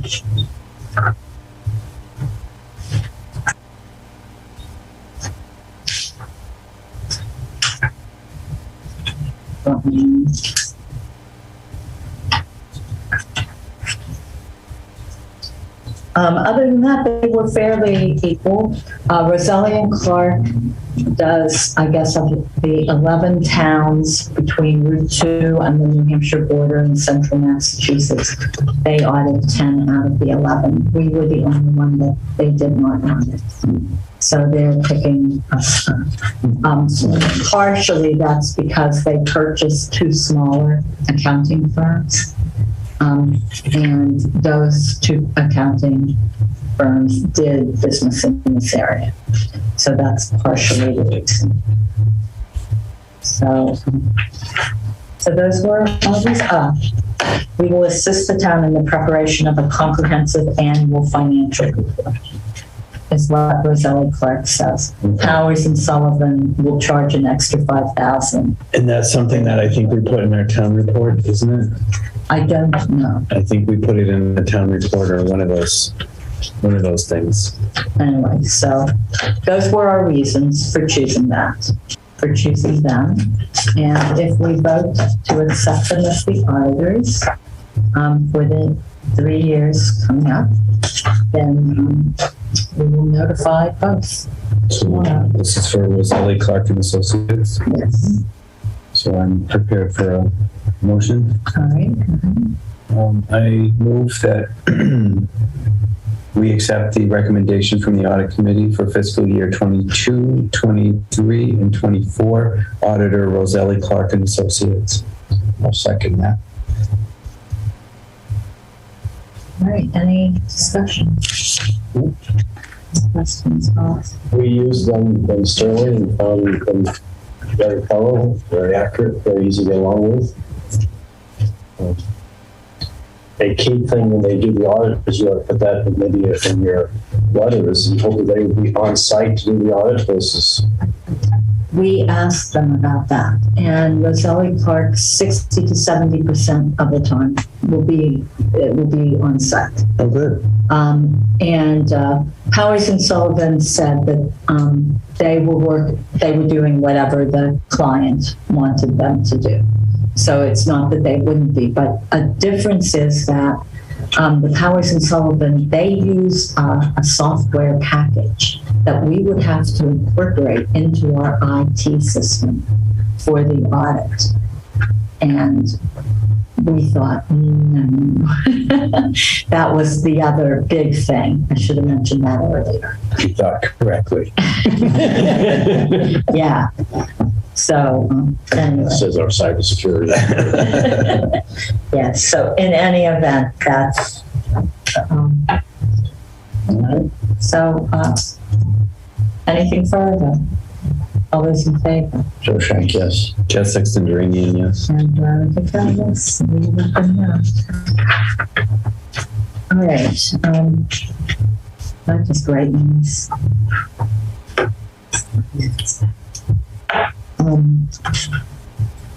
All right, so moving on to 4.1, discuss vote the 35-foot no disturb general bylaw ATM warrant article.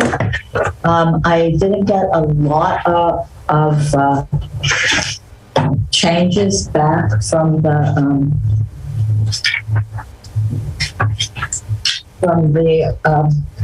Conservation Commission. There was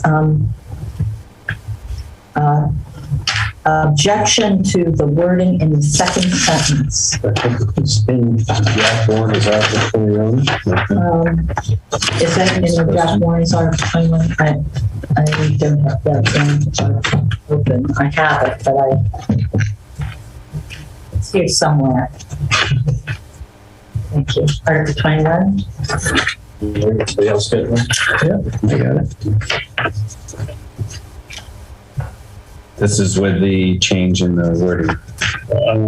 No. I'm not sure. No, I think you have exactly what Adam put in. So it was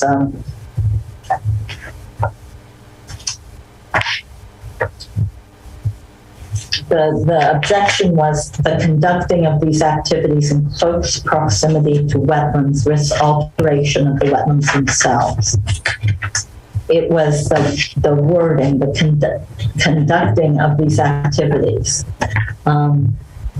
you know, I see this as legalese, so I think I'm going to leave the wording. I would recommend leaving the wording as is, because it was town council that wrote this. The impetus was the Westcon case, and to make the 35-foot buffer, even though we have the court case that defines or that specifies that we do have a 35-foot buffer.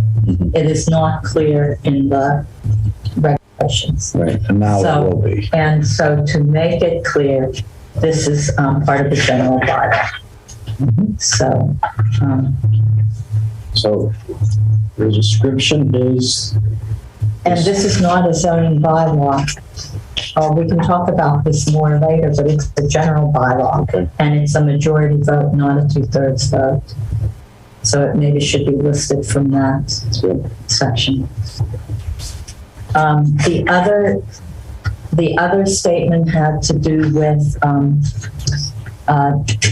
waivers, and did I give you all that? Where did I put them? Oh, right here. So the chair of the Conservation Commission stated that is concerning the Conscom's ability to issue a waiver.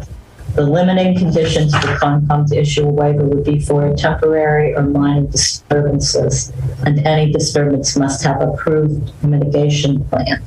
But I don't think that is. So it's the last sentence here. The Conservation Commission's decision to grant or deny a waiver. Let me read this. Upon request, the Conservation Commission may permit certain regulated activities otherwise prohibited to occur within the no disturb zone, but only upon a showing by the applicant and findings by the Commission that there exists no practicable alternative to the proposed activity, and that the activities proposed will have no adverse impact on the resource area. The Conservation Commission's decision to grant or deny a waiver shall be entitled to deference except in such circumstance where its decision is arbitrary or capricious. So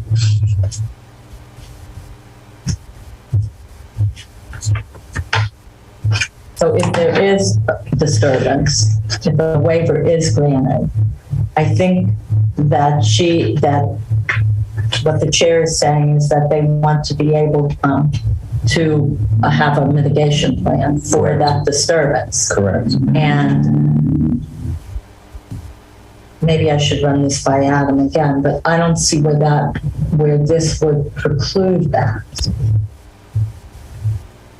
Well, can't they just write that in their decision? Yes, that's what So, I'm yeah, they can write that in their decision, so I don't think it really needs to be added. Because you'll make that decision and that's It'll what be, you're about. exactly. But that's good for the chair to point that out, because that is definitely something that needs to be looked at regarding the Conservation Commission. So let me just clarify with Adam. Okay. But other than that, I think the wording is fine. Yeah.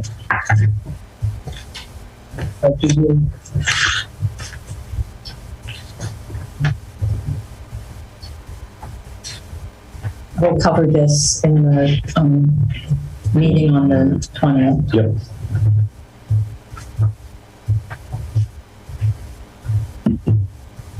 Good job with the Conservation Commission for getting that straightened out, too. Yeah, that's been being talked about for many years. Yep.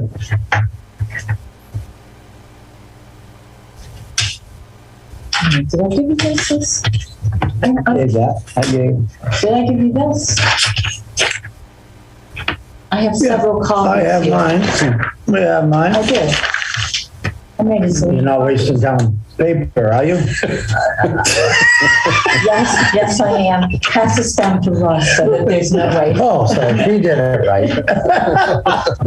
That makes it all better. That's much better, Madam Chair. Much better, A okay. piece of paper is expensive, you know.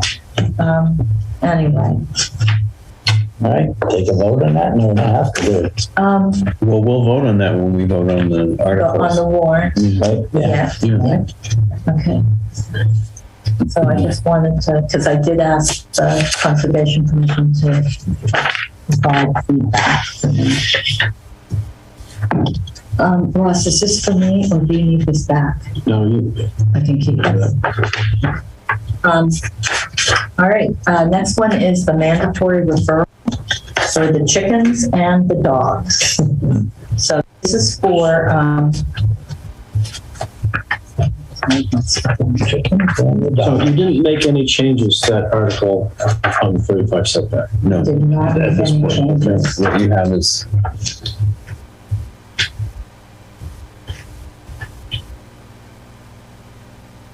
Chickens and the dogs. All right, so there's a mandatory referral form that needs to be filled out on this. And it's for the two zoning bylaws that are in the,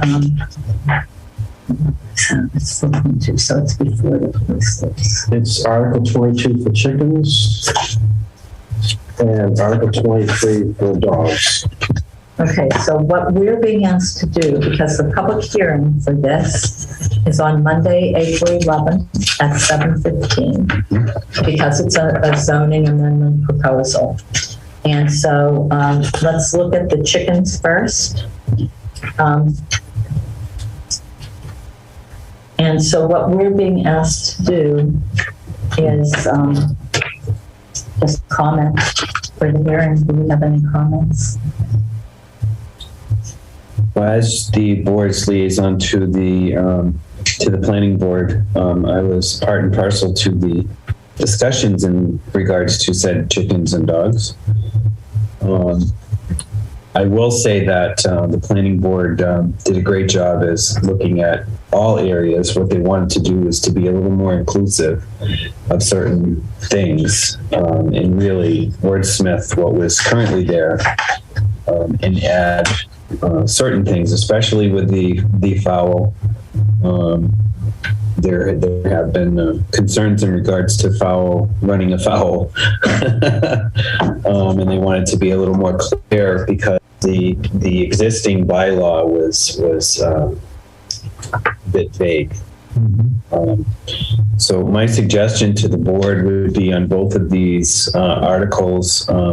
I think our comments could be something along the lines of the BOS supports this amendment and thanks the planning board for their continued efforts. We'll go along with that.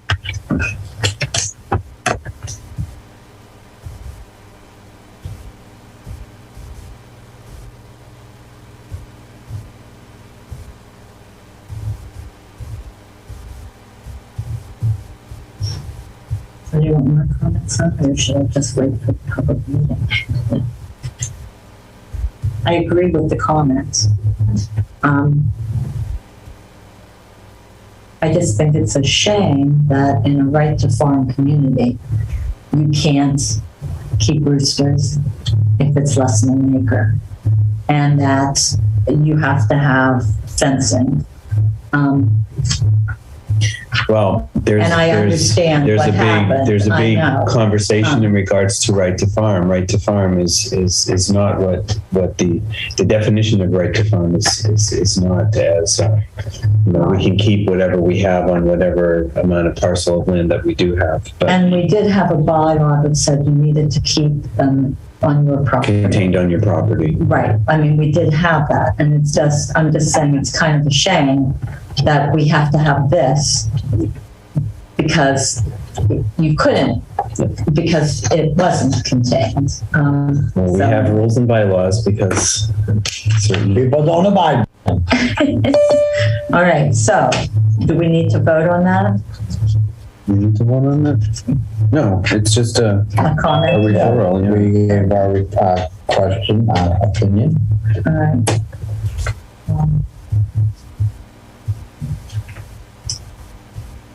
Okay. All right. Fill that out right now. And then the other was on the dogs. This is for the dog grooming. So this is to amend, same thing, Monday, April 11th. This one's at 6:45. The other one was at 7:15. Right. But the public hearings on these this is also on the annual town meeting warrants. And it's to add to the existing bylaw. Yeah, 3 descriptions. Yes. Yeah. So it's commercial kennel, now added dog grooming establishment, dog training establishment, and dog daycare establishment. Animal or veterinary hospital, provided that such use is located on the premises as a dwelling and is conducted on the same premises as a dwelling and is conducted by a resident thereof. So do we want to, same wording? I thought the same wording would be fine with that one as well. Yeah. All right, so we're good with that. Sure. All right, the next one is 4.4. Discuss and vote on town hall hours open to the public, 9 to 4 Monday through Friday, and open until 6 on Tuesday. I'd like to know your thoughts on keeping town hall open and to have a motion to keep town hall open as opposed to closed on Friday afternoon. I'll give you my opinion. I think we tried it, and I don't think it's worked the way I thought it would work, because I've come in here on some Friday afternoons and there's nobody around. So I thought it was to allow them, certain officers, to be able to get caught up on their work without being disturbed, and I get that. I respect that. However, if you're not in your office, you're not working, how are you getting caught up? I think too that building department is closed on Fridays. Land use is closed on Friday afternoons anyway. And the other offices that are open, there are enough staff to cover if someone needs to get work done. There's another staff person that could cover for that time. So that's my thought. Chaz? Well, I too have been in on a Friday. And there may have been a time that I needed to access a certain computer or whatever, and when no one's in the office, when I thought that they were going to be, it was disconcerting to me, to be quite honest. I believe that our main goal was to allow employees to get caught up with the work that they needed to get caught up. I know that the 3 times that I came in on a Friday, there was only one office that really was open and staffed. So I think that we are in a business of customer service. I believe we should stay open. I agree. All right, so is there a motion? So I move that we vote to change the town hall hours to open to the public 9 to 4 Monday through Friday, and open until 6 o'clock on Tuesdays going forward. I'll second that. Any further discussion? So it's the hours that are open to the public. It's not the hours that the individual department or individual staff person is working. It's hours open to the public. Correct, yeah.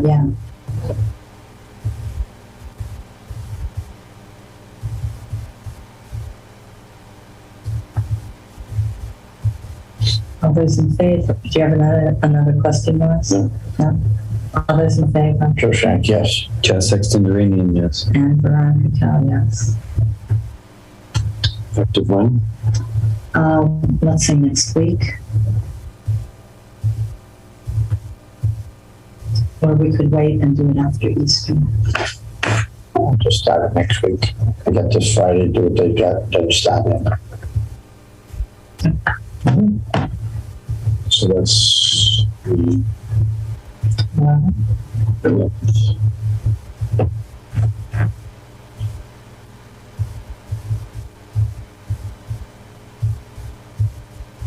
What day is that, dude?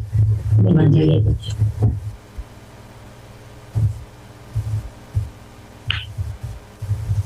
All right, what are we at? I'm Tom. trying to. 4.7? 4.7, we did already. That was the TASA lease, correct?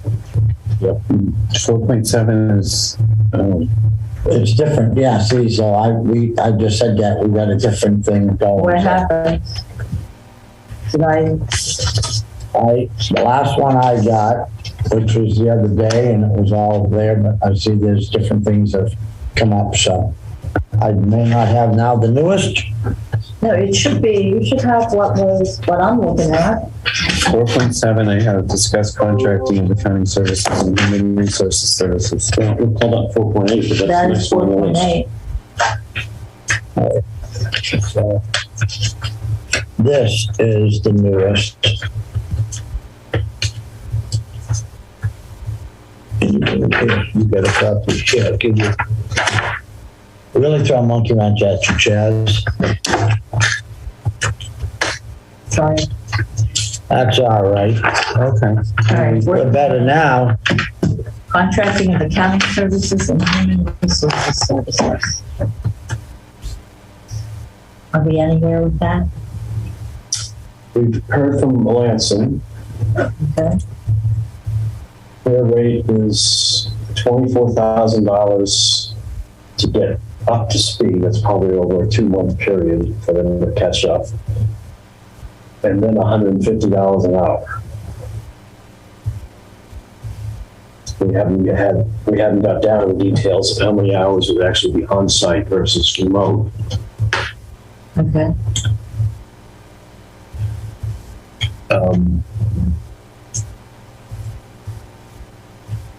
And they couldn't start until,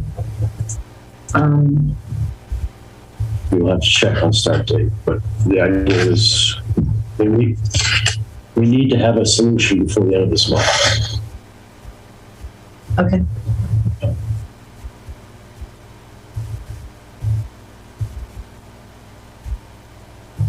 Expenditures.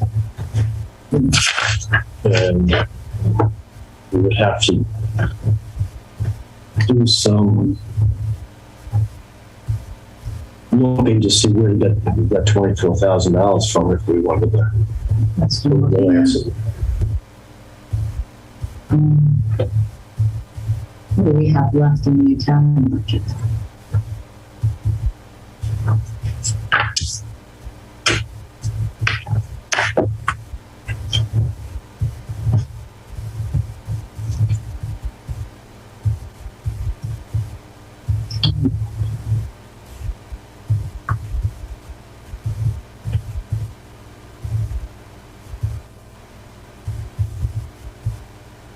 Not enough. Are you shocked?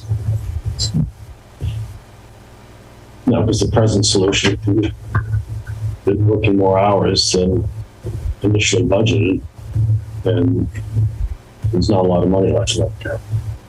There's 17,000 on the town accounting line.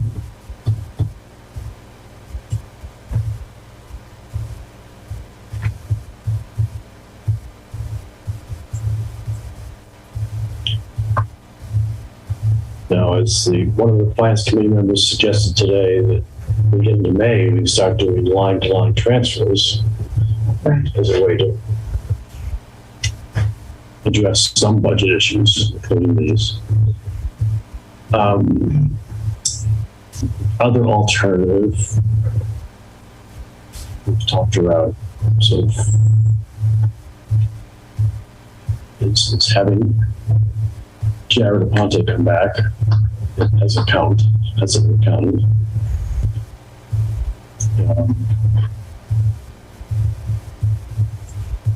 He is very eager, very sincere about wanting to base his future in Townsend. I talked to him about some of the concerns that I've heard.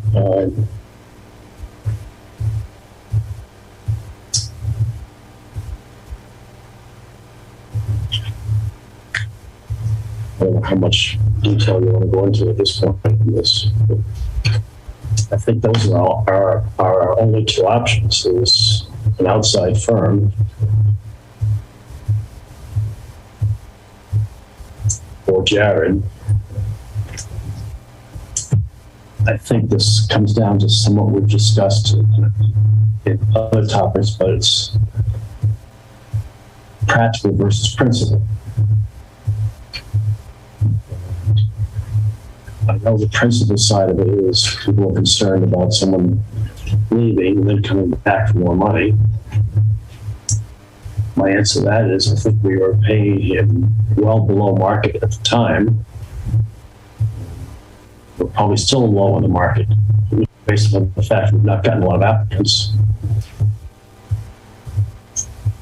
The practical side is we need somebody in there. We need somebody who could be a resource to the treasurer collector's office.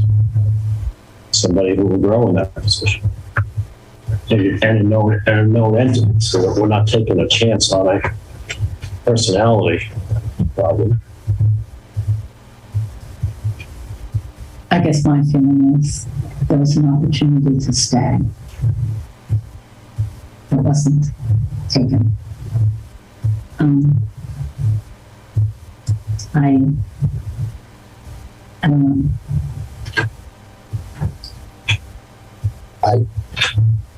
Yeah. Go ahead, John. How are you looking at me like that for? Well, first of all, I'm going to speak. I think Jared did a great job when he was here. I liked him, no doubt about it. When it came time to leave, we did try to reach out to him and try to get him to stay.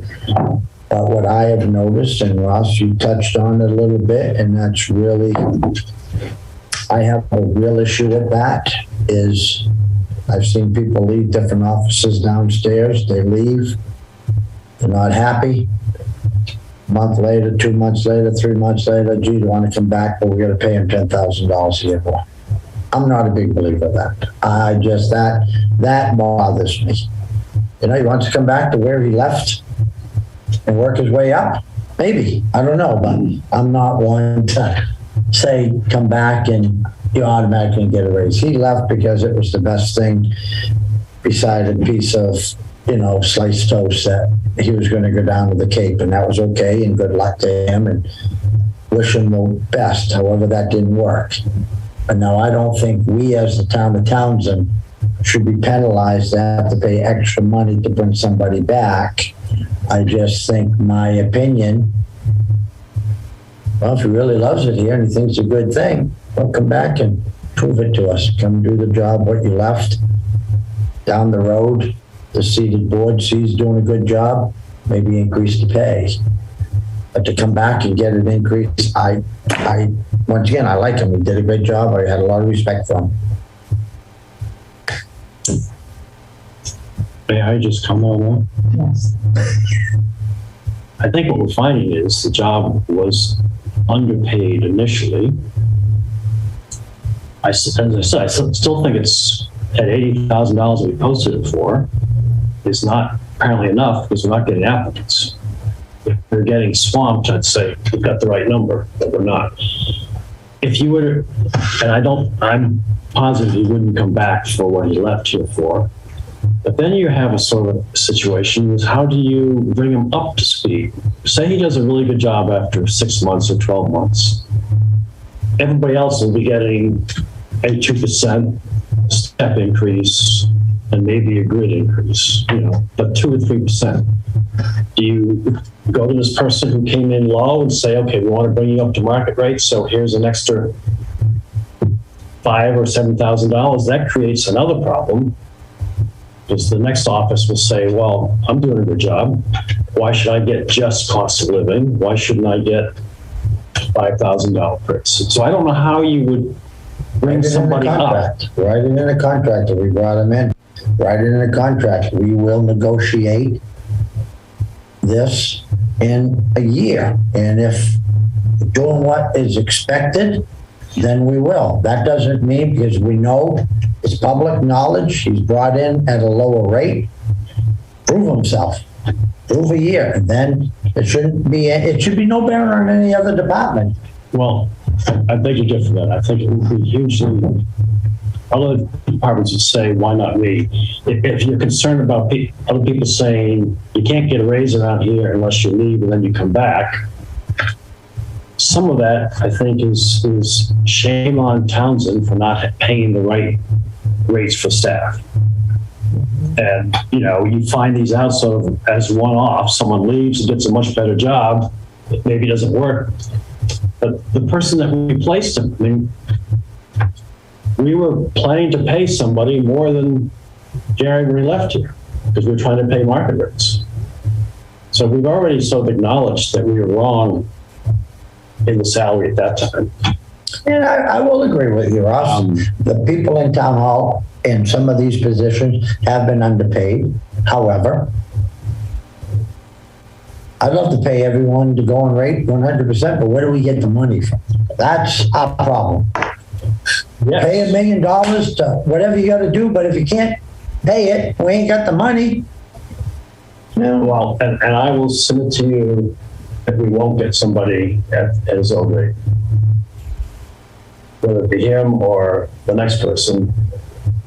And I think it causes a problem down the road if you try to then catch that person up because you brought them in well. So it's practical versus principle. Yeah, I get it. I get it. Well, I stated my thoughts. Well, that's fine. What's your opinion, Jazz? You're sitting there like you got a lot on your mind.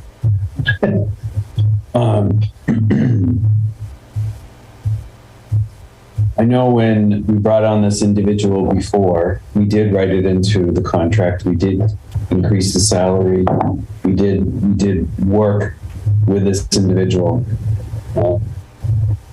And they did promise, you know, that they would be here for 5 years at least. 6 months later, we found ourselves looking for another treasurer collector, despite our reasoning with that. I'm going to be very honest here. I don't, and I will not succumb to what I view as emotional blackmail here. I don't think it's right. I don't think, you know, the fact that we really extended ourselves on several occasions for an individual. They did decide to leave. Now we're going to bring somebody back in for more money. I just don't think it's right. I don't think it's fair to the other employees, to be quite honest. Having said that, you know, I believe that, you know, it is understanding that we do need an accountant. I've seen and I've heard people talking about that we do need to have an accountant. I think we need to explore options. There are some options that are available, I believe, with some of the current staff, maybe lessening the load for the individual. We need to get maybe another individual trained a little more on some of the systems that we use with the current staff that's down there now. I think there are some options that we do need to explore. So I would rather look in that direction than come to a decision, because I'm not prepared to make that decision.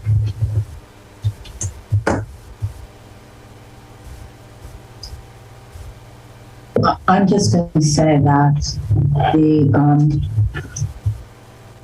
treasurer, when talking salary here, the treasurer that was replaced wasn't making the amount that we offered was not that far off of what the treasurer was making when Jared came in, is what I'm saying.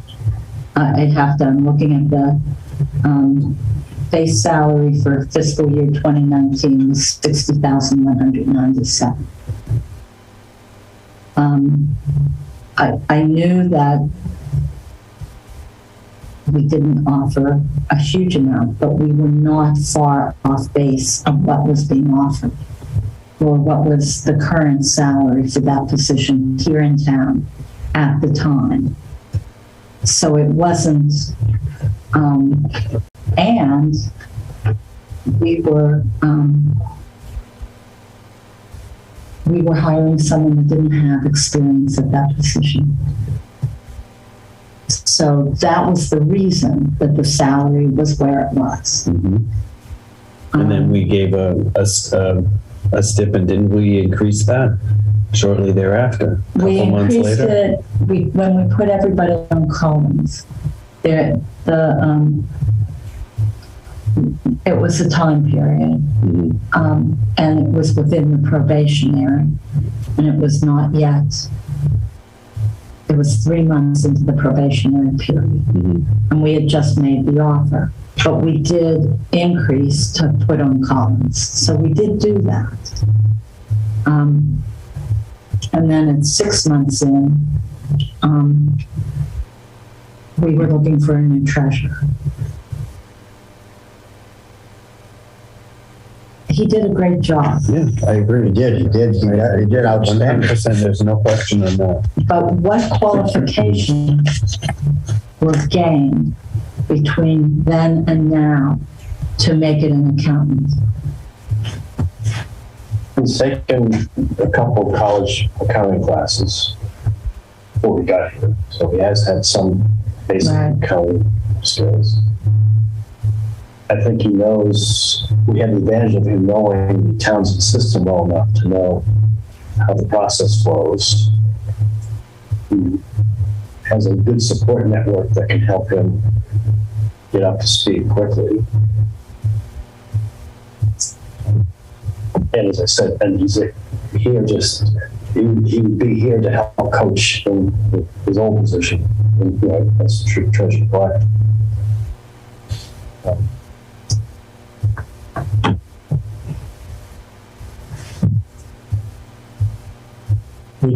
I think waiting for the next applicant is not going to move fast enough. Yeah, I don't think we can wait. I think we're looking at a consultant.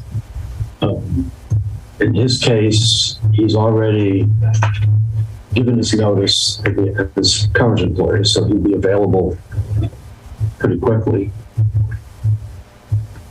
He has another job lined up. He's got an offer in Boxborough. But that's why I'm saying that, he keeps on forcing our hand tonight. Well, I told him we're going to move it at the pace we're going to move it at. If we were going to bring him on, the only thing that I personally think that we should even consider would be to bring him on as a consultant at first, before offering the full position. That's what I think is the prudent way to do it.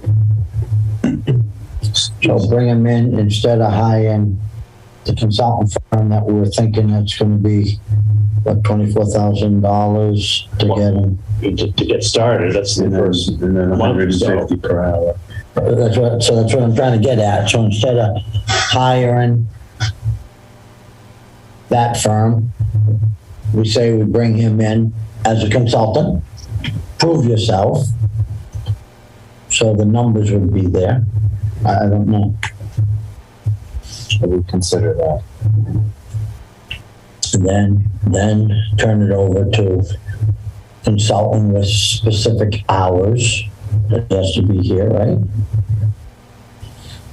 And once again, I enjoyed going down to his office and speaking to him.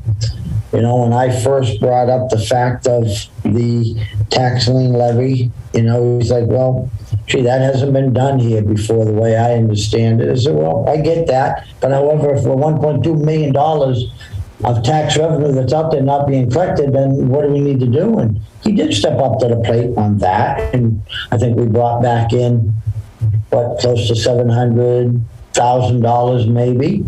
So I give him credit for that. But I just still have the problem of belief. That, and I think, Ross, you can respect that. Everyone should be able to go out and better themselves. Absolutely. I tell my guys, if there's something better out there, by all means, you got to do what's right for yourself. However, I don't want Townsend to be the sounding block for people to come work 5-6 months a year and leave because I get a better job. And I remember that night we interviewed him, and I think it was by Zoom, I do believe. It was. And, he was very excited, and I plan on staying. I'll give you a 5-year commitment.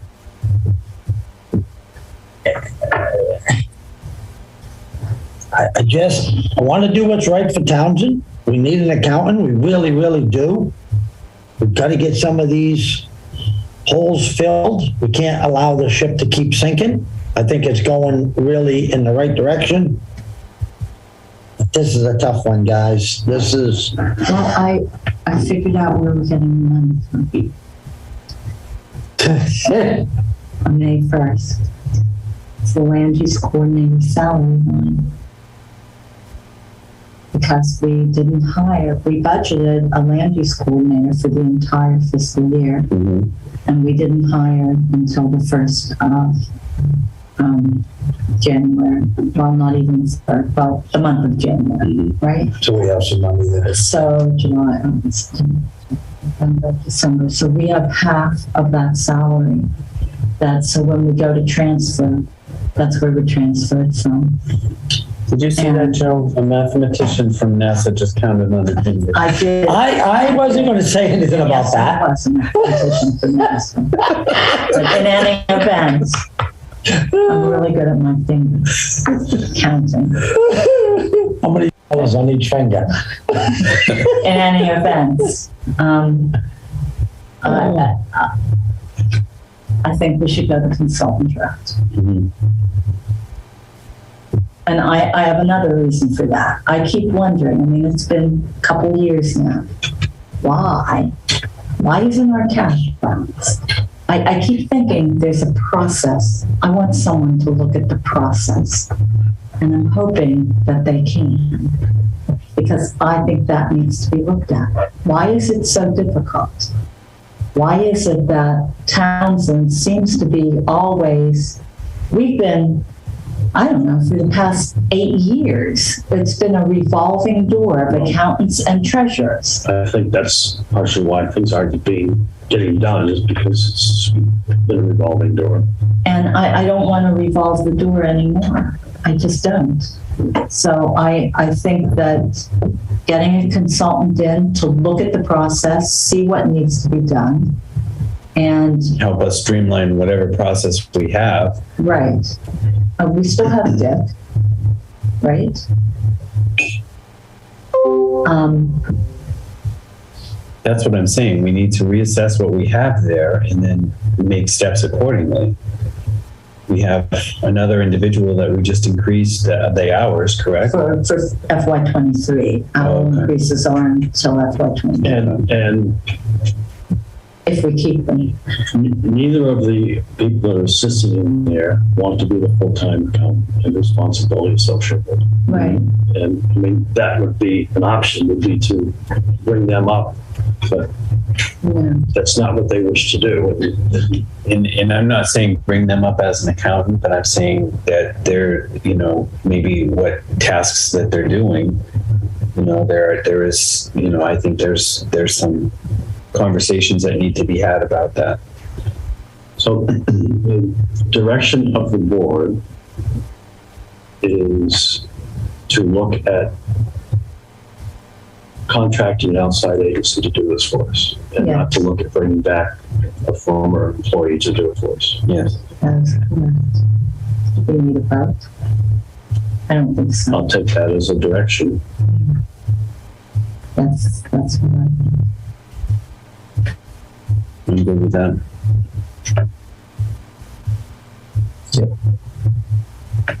And they will take 2 months. So by the fiscal year, we'll know where we stand, accounting wise.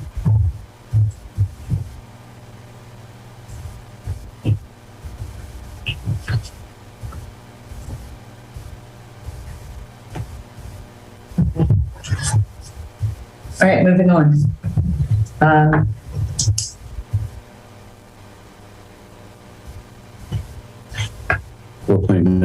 4.9, the demand fees from the treasurer collector. Wait, I thought there was a second part of. Oh, human resources. Yes, that is the second part.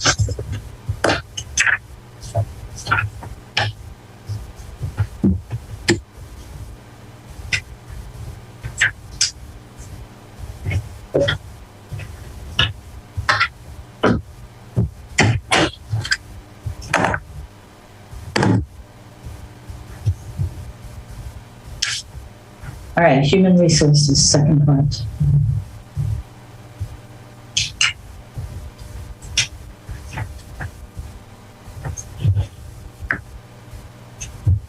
Have we looked at any agencies? One, I can make sure that our posting is still up, if not get it back up again. Okay, I don't think it's on the MMA anymore.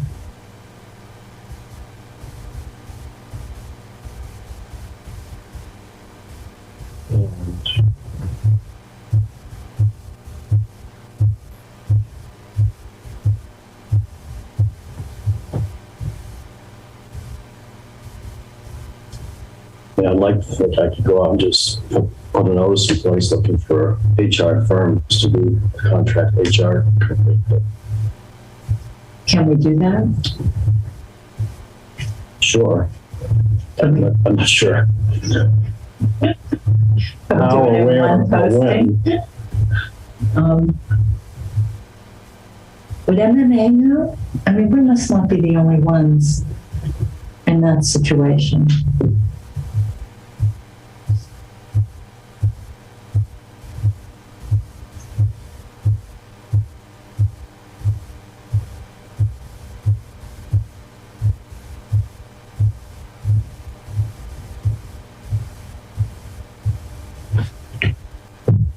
We had the job description, right? So we could morph that into a spec requirement for an outside firm.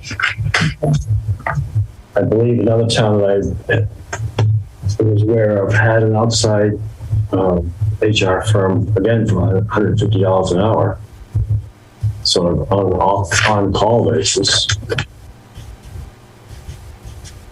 Maybe, I guess, I would prefer not to contract, but we have a need. So if we post it first and let's see what happens on this next round. It's spring. Might work better than January.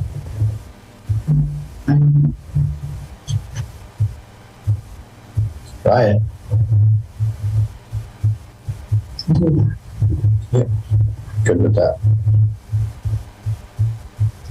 All right.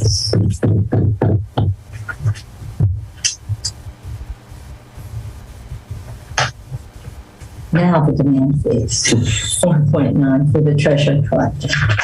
Melissa gave us these, and I guess MGL Chapter 60, Section 15. Right now, it says for each written demand provided for by law, not more than $30. So this is the following: interest, charges, and fees, and no other one accrued shall severally be added to the amount of the tax and collected as a part thereof. So this is for people in arrears, correct? Our fee right now is $5. Correct. And this changes it to $30, which is apparently the most you can collect. So, and on the back here, she shows that in what was collected was $14,720 at the $5 fee. If it were at, if we increased that by $25, then $73,600. And the total that would have been collected with the increased fee, $88,320. Right. So the request is for the treasurer collector to increase the fees from $5 to $30. And I would say in general, fees in this town have not moved for many, many, many years. Well, and it costs the town some effort to send reminders and notices and start the process if they don't pay. Right. This is part of covering our costs. It's also potentially a revenue generator. Her estimate at the current number of demand notices was like traditional 70,000. I put next to 30,000 into local receipts as a conservative estimate of that. But I think if people are going to be slow on paying their bills, then they know they're going to pay the late payment fee. Good with that. So do we have a motion? I move that we increase the demand fees as proposed by the treasurer collector from $5 to $30. Second that. Effective May 1st? Yeah. Effective May 1st.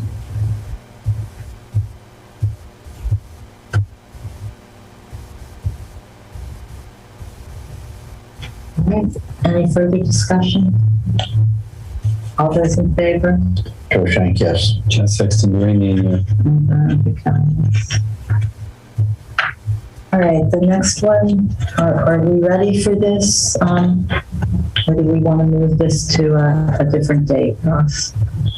The vehicle use policy? I'm not ready for that. I'm sorry. Okay. So let's move 4.x.10 to a future meeting, either the 20th or maybe in May. I like the May better. Well, I'd like to get it going just so we can use it. I think I saw the car on its way over to the highway department for oil change today when it's coming in. Okay, so let's do it on the 20th. Well, the 20th.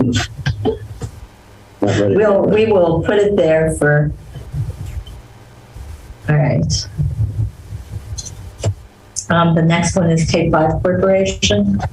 So I believe I sent that award letter and contract to them last week, and I've got some of them come back. So we will hold that one. Okay. Can I have a motion that if the contract comes back that we have approval to sign it? So this is for the RRFB and the bike lanes and crosswalks for the shared streets and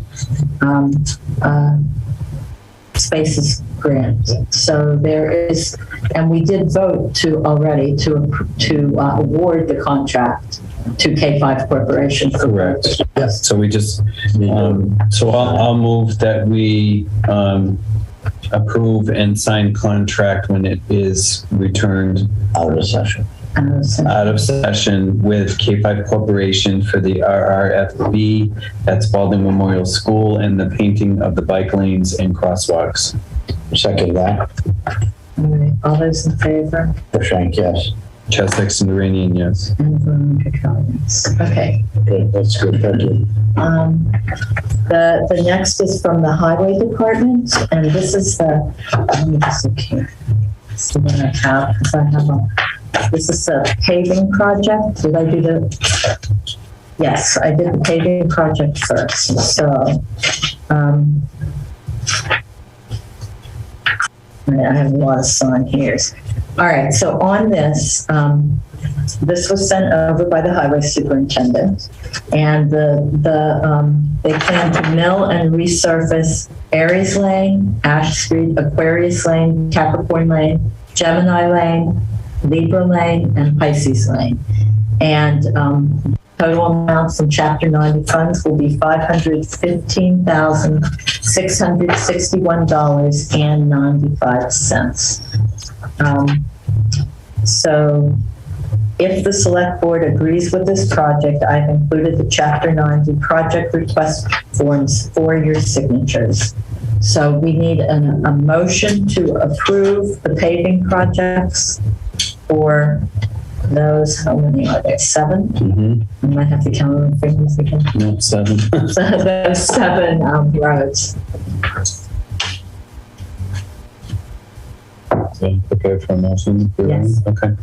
I move that we accepted the Chapter 90 project request for fiscal year 22 for Chapter 90 funds in the amount of $515,661.95 to be funded through, to remill and to mill and resurface Aries Lane, Ash Street, Aquarius Lane, Capricorn Lane, Gemini Lane, Libra Lane, and Pisces Lane. Is there a second? Second. All right, any further discussion? No.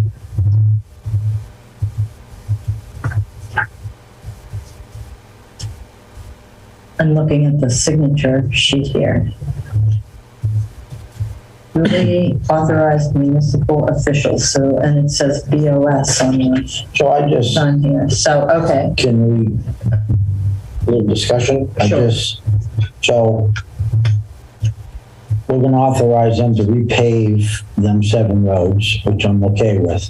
Okay. But the next one, we're gonna be voting to do a road opening permit on one of those roads on Capricorn Lane. So I just want to make sure we don't repave this road and then they go this permit. That's installing a test station on Capricorn Lane.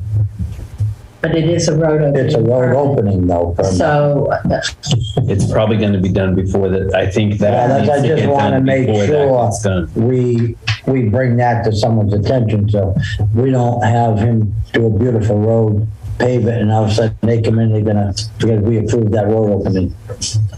Because approving a road opening means, it doesn't mean just a test well. They could drill a hole, they could dig up a section, we don't know. But I just want to bring that, I want to make sure we talk about that, or we make sure we. So that could be in the motion or in the notes and so on with it. Oh, hang on 1 second. Let's just take a peek. Capricorn Lane. I don't see a date on this for the resurfacing. Yes, I do. The length of cut is 6 feet. Oh, for Start that. date is 4/1/22. Right, but that was For the road opening. And so, Well, I think that's the road opening date you saw. Yeah, notification date. I Yeah. think that's the date they do the notification. It's not necessarily when they would do it. yes. Yeah, I agree with Ross. I just. We had this happen before. Yeah. And we questioned this. But if we move forward with this, we want to make sure that when we sign this, we got to make sure that it has to be done before this road So pavement. how about if we put a note on the road opening permit that says, please do this prior to resurfacing? Mm-hmm. Yeah, that's all I'm getting at. Veronica, may I speak here? It's Katie. Yeah, go ahead. So, Unity has been contacted that road opening needs to be completed by the 15th of April. Oh, okay. All right. And when, do you know, Katie, when the paving is going to start, the time frame for that? We are waiting for the signatures so we can get that submitted. And then I'm just trying to get the right words here. I'm at home. Sorry. In getting the contractors scheduled. So as soon as we get that signed, we can get the contractors scheduled and we'd have a much better date, but it would be hopefully sooner than later in the fall, by the fall. All right. Thanks, Katie. That helps a lot. Okay. Thank you. Thank you, Katie. That answers that question. I've just seen it, so I just wanted to just bring it and also make sure we pay attention to that. Okay, so we have a lot of signing to do here. Do we want to do it after the meeting? Yes, please. Yes. Don't let me forget. That goes back to our planning board days where we're signing Mylars. What? I'm going to put it right on top of you because we have to sign these warrants, right? Okay, thank you. All right. And we'll know. So did we vote on that? I don't have a vote yet. All right, all those in favor? Joe Shank, yes. Chad Sexton Duranian, yes. And Veronica Kell, yes. All right, so then we have the road openings, and they are here as well, and I'm looking to see. Board of Selectmen, we have to sign these as well. So we need a motion. I move that the Board of Selectmen approve road opening permits for the following: installing test stations at 5 Capricorn Lane, 12 Shirley Road, 30 Barker Hill Road, 82 Turnpike Road. Gas service upgrades at 90 Main Street, 85 Brookline Street, and 23 Brookline Street, and a new gas service installation at 22 New Fitchburg Road. Did you do the abandon the gas service? And to Abandoned gas service. abandon gas service at 440 Main Street. Second. Oh, all right. Any further discussion? No. With a provision that it be done prior to road paving. Yeah. Okay. We'll add that.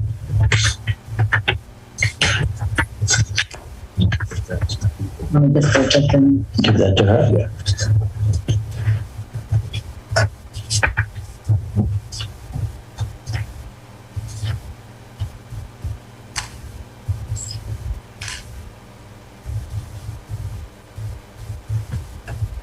Just count it at 1, 2.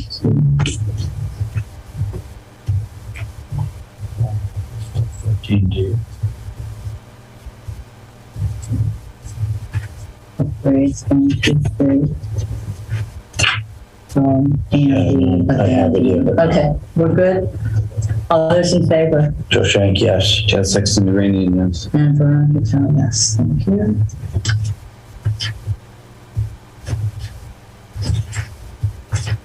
All right.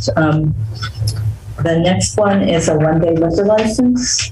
This is again for the VFW for a birthday celebration to be held on April 23rd with sale hours from 4 to 8 p.m. I move that we approve a one-day liquor license for a birthday celebration at the VFW Post 6538 on April 23rd from 4 p.m. to 8 p.m. Second. All right, any further discussion on that? That's new. Sure. We have to sign something on that one. Yeah, the signatures. Let me give you this.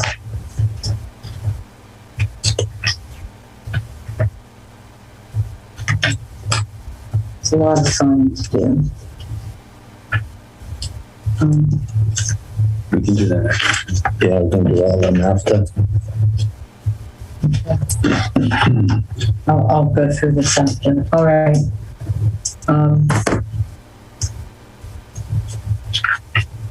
Is there a second on that? Did we vote that already? No, second. All right, all those in favor? Joe Shank, yes. Chad Sexton Duranian, yes. And Veronica Kelly, yes.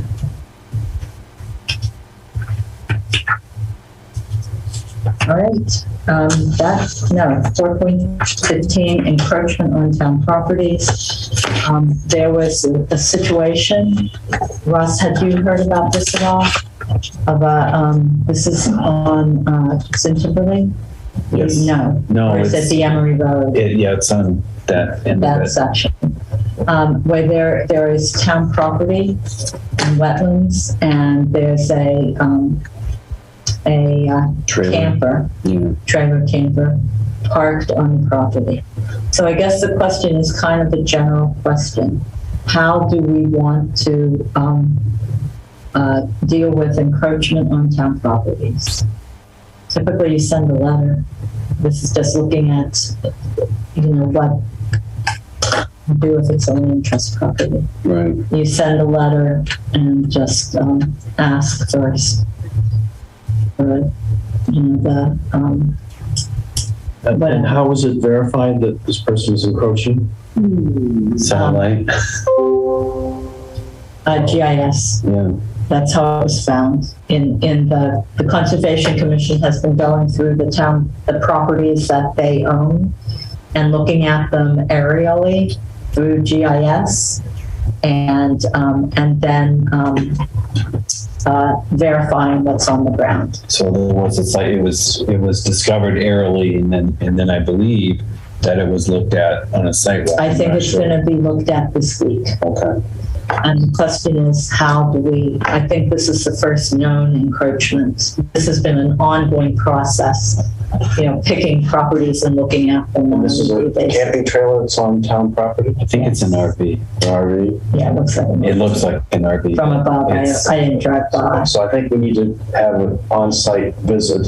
If it's town land, then we don't need to worry about access. We can go out there when we want to. Correct. Pictures, registration information. Do people know or think they know whose RV it is?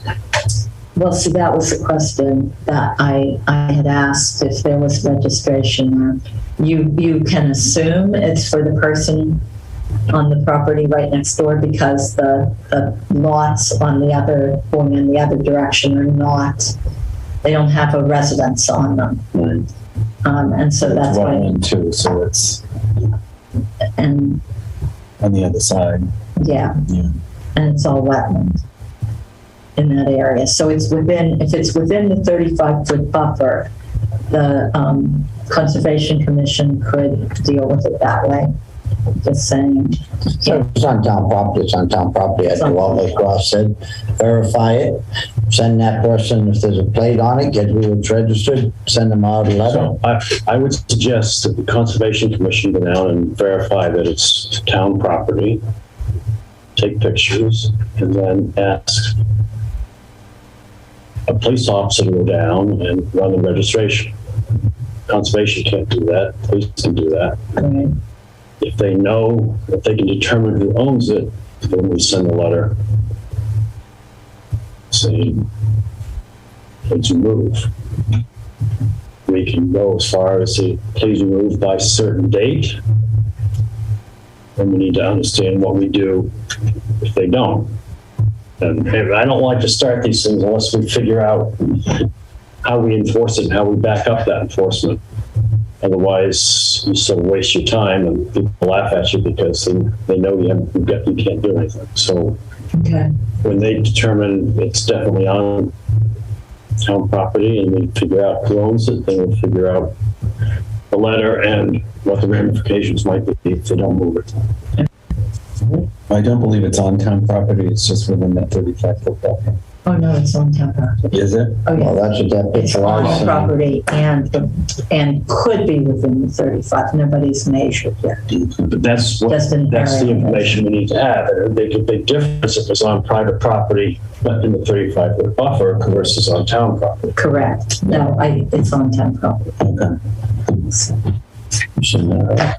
Yeah, but I was assuming that is the wetland, and I didn't know if that was town property or not.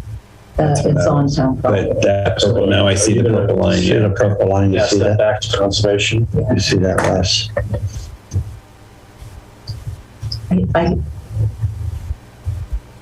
Looks like it's over the pink line, right? Mm-hmm.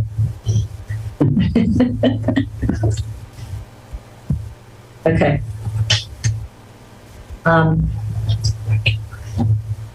So I think that's the last one, correct? Or did I have the email addresses Yes. for groups that don't have a town email address, and probably should? Like, if you want to reach the Historic District Commission, it would be nice to have a Historic District Commission at townsendma.gov. Or if you want to reach the flag committee at townsendma.gov, or the FinCom, Finance Committee at, and we don't have that. So we could set it up, and we don't have that because we don't have a town employee necessarily assigned to each of those groups. Whether or not we should is a whole different story, but we don't. And so in Outlook, you can set up the email address as a group or whatever, and sort of, and then assign a person or persons to it, just like we do selectmen at townsendma.gov, and then it goes to each of us individually. Right. So you could do something like that, and I would recommend it goes to the chair Right. Well, just to describe what the difference is. Number one is it's not an email box per se. That's $35. A year? Yes. And it has all of the, you have to get access to Outlook and all of that kind of stuff. And I don't believe that we should be doing that per se. Right. My thought is to create a email address and point it to the chair's email address, or an email address that the chair of said committee has set up on Google or whatever. So the email address would be like the Historic District Commission, because they had asked me to talk about this. I would say Historic District Commission at townsendma.gov. Correct. And then any email that goes to that will go to, they'll point that to that person's email address or a email address. So it's just forward. Correct. Yeah. Correct. So if that person, then they change chairs, we would just change the redirect to the new person's email address. Okay, so here's the question. Who makes that change? You would have to go through Guardian to do that. And to set up, that's only $35 a year? No, that's not to set up at all. That, I mean, there's no cost on that at I all. mean, I thought that to set a mailbox up was like $8 per person per month. And there's no mailbox? What about having just use a Gmail account? That's what I'm saying. You They mean directly? Directly. They have, but people aren't using it because they say it's not an official mailbox, is what I'm being told. Well, okay, so that makes it, so what about public records requests? Then you're still on your own personal Gmail. If everything goes to historic district committee.gmail, We can pull it. What was redirected.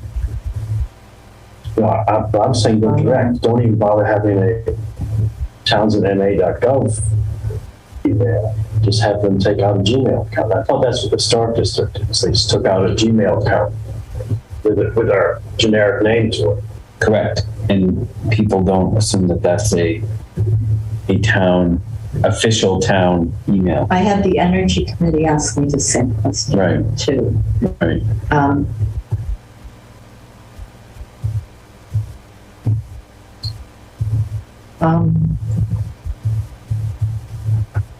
For, if we want to go back 4 years, 5 years, I had requested, this is before the Housing Authority had a budget, but I had requested to have an email address set up, and I was told we were not setting up any email addresses for any committees outside of somebody that had an admin for.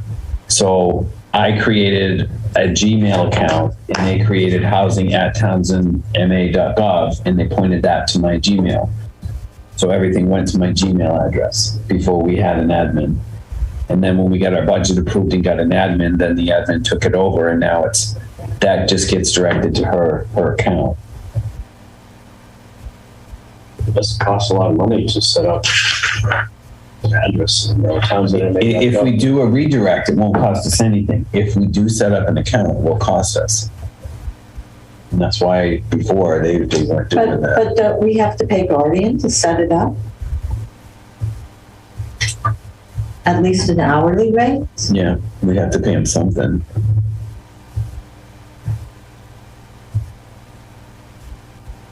What do you think about this? Sorry.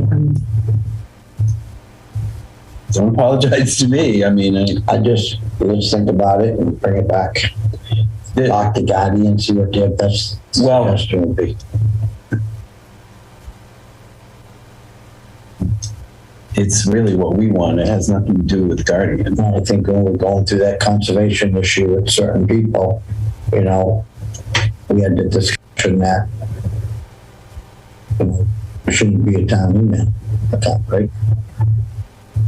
Here's what I think. I think that every committee should have an admin associated with it that works here in town. I do. And there should be real legitimate email boxes. I don't know. That's what I think. costs more money, but it's what I think. It does cost more money, number one. But number two was that, who would be in charge of that? Because the housing authority, when we didn't have a budget or anything, there was nobody assigned to it, so we were not allowed to get a mailbox because there was no. Yeah, but that's a soft allow. I mean, I know it was a real not allowed, but I mean, that's just an arbitrary decision. It's not you can't have it. It was a you can't have it. But what I'm saying is you could have it. But you can't have it. Right. You could have it, but you can't have it. We don't want you to have it. So maybe the answer is to have Guardian spell out the cost to set up a townsendma.gov email for each committee and board, and that redirects to a Gmail account. Again, it doesn't have anything to do with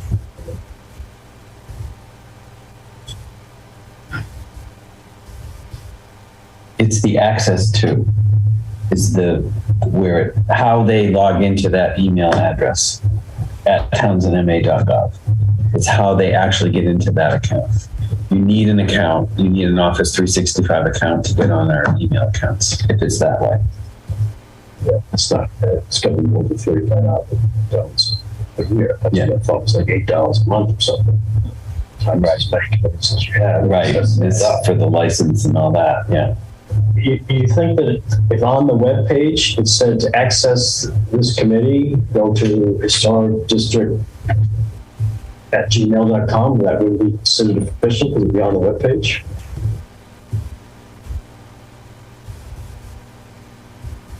That's free, and determine who checks it. Who checks it.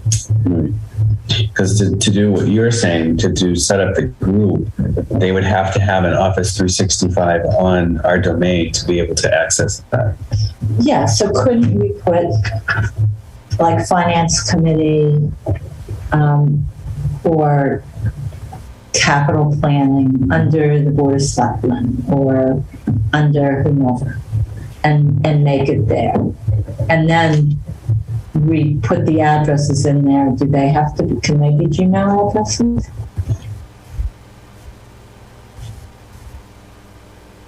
Yeah, well, we'd have to have the email address and point it to the Gmail address, yes. Correct. Yes, that's the most economical way to do it, is to have a Gmail, have the chair have a Gmail address set up, and then we can point the official email address to that Gmail account. But it does mean that we have to have every committee under someone. Yes. Who has. Or who doesn't have an admin. Yeah. Yeah. It means that every committee has to belong to a department so we can set up those SharePoint emails. Correct. But you don't want them on town domain. Correct. Not with a computer that hasn't been sanitized by Guardian, and then now it's just a pointer going way up. Right. That's the thing. The more email addresses we have that are live addresses or on the domain, is what Ross is talking about, is going to be costly for us. No, they're not emails, they're SharePoint thingies. And you're talking about apples and oranges here. I'm talking about an email account. Right? The SharePoint, they can't access that. That's a domain. You have to have access to our domain, which means that you have to have access to Office 365. And that's the costly part of it in order to get those. Because the license has all of that Word and PowerPoint and all of that kind of stuff. What I'm saying is that's not a costly, is that there's an address, there's an email address at townsendma.gov that's pointed to somebody's Gmail account is the most economical way we can do this. Okay, I'm going to go back to what Ross said. Let's get a list of the different ways that this can be done and then figure out what we want and cost. You're saying that you already know. I'm saying I'm not going to do it. I don't have time to do that. That's what I'm saying. Well, That's, I can, it's much easier for me to tell Guardian to create this email address and point it to this Gmail address. If I was an IT person being paid, I would have no problem doing it, but I'm not. I don't have time to manage that. Just use some of your selectmen's pay towards it. I don't know. Let's think about this one.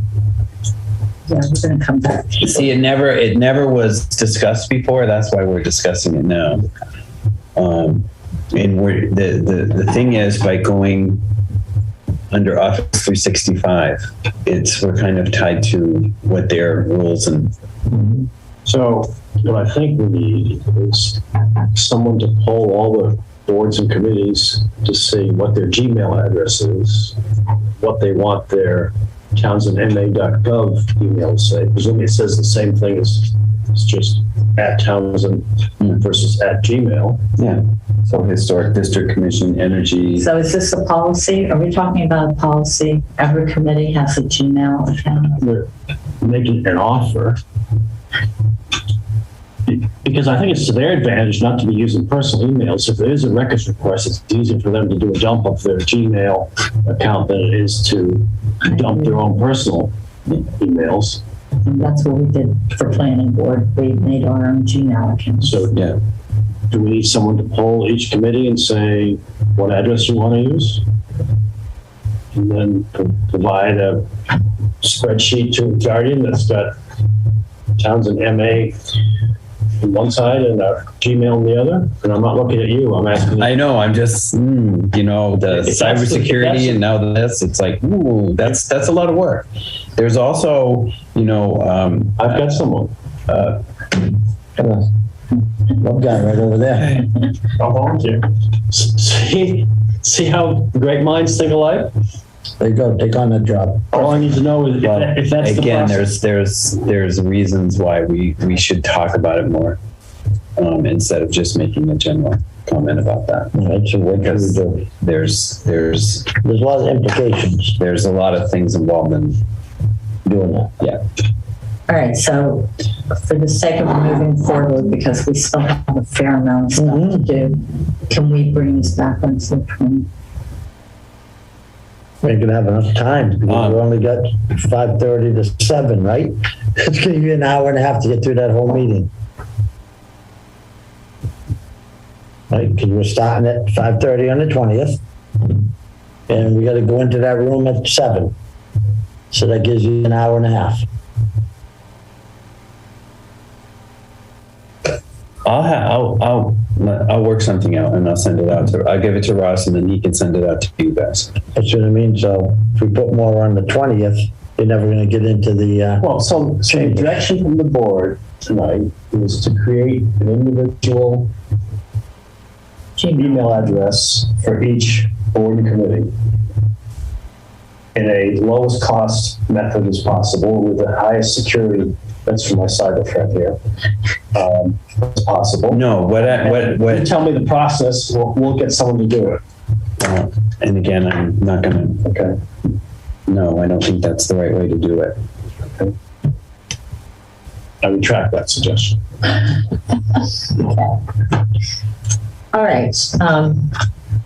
I just want to think about this a little bit more, but maybe what we should do is make a list of the committees that we're talking about. That's exactly what I would suggest. We find out what committees we're talking about, how many we have, and then I can discuss it with Guardian to find out what our least economical thing is. Because let him get the list. Guardian has to set it up. No, Guardian has to.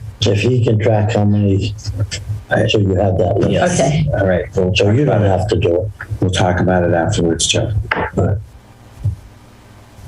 All right. So ARPA projects. Are we ready to move to that?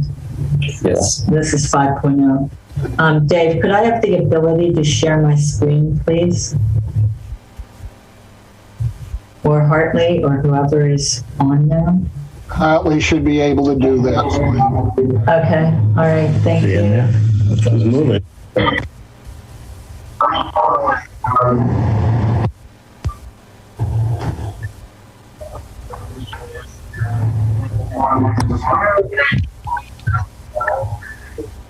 On this, not, I have this. well, wait, do we have this? It has to be my computer. I need to share my computer screen. So whatever you need.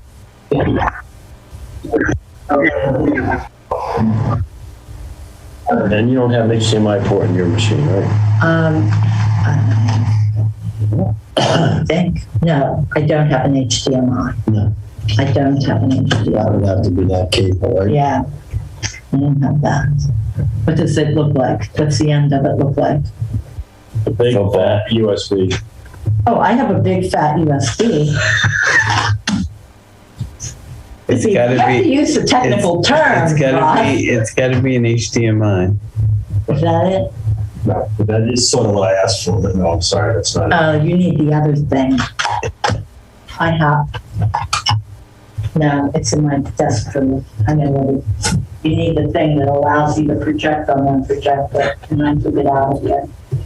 So can we, are you I don't have trying it. to share screen? I'm going to share screen, But can we but look you at guys his? can't see it. Yeah, we'll see it here, You'll right? see it there. Mhm. Okay. Yeah, I can All look over Chaz's shoulder if he doesn't mind. I do know.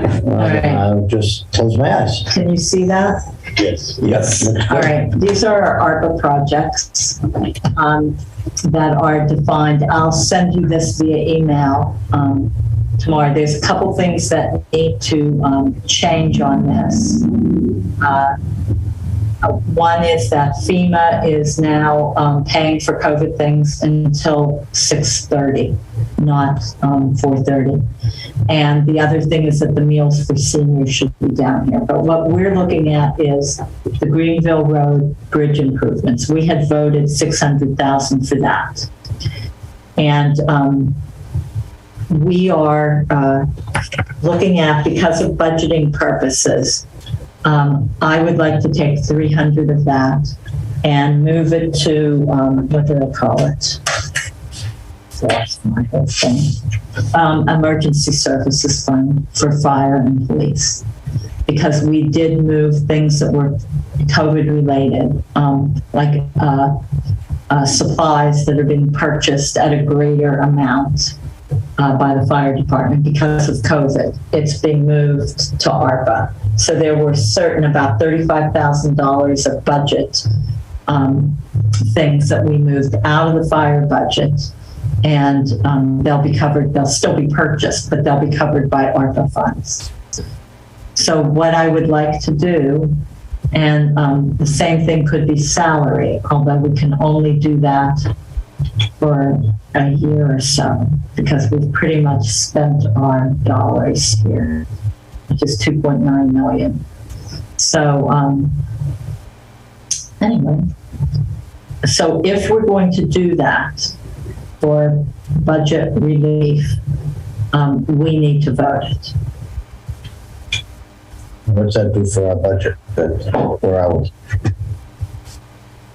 This afternoon, we're $477,000.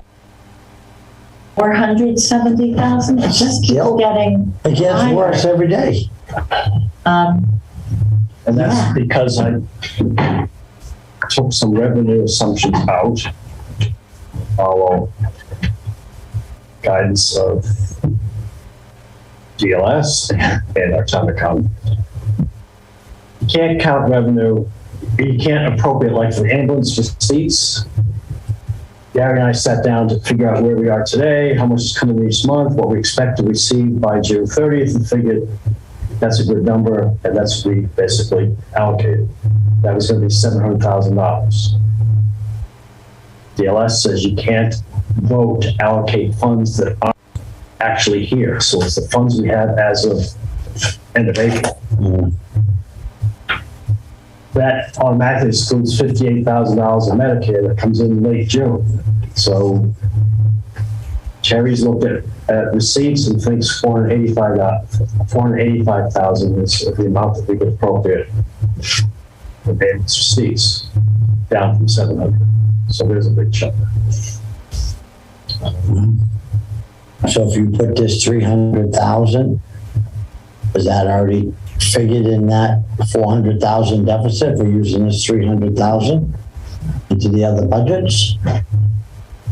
The ARPA funds and what we took out for the fire department is already in the budget, but taking out additional budget with ARPA funds is not been put into that deficit.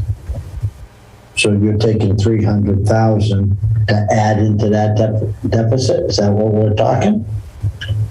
To reduce the deficit. Yeah, reduce it, so instead of 400 something, we'll be down to 100 and something thousand. No, because it's not going to go directly like that unless we decide that it's going to. And it's not the best.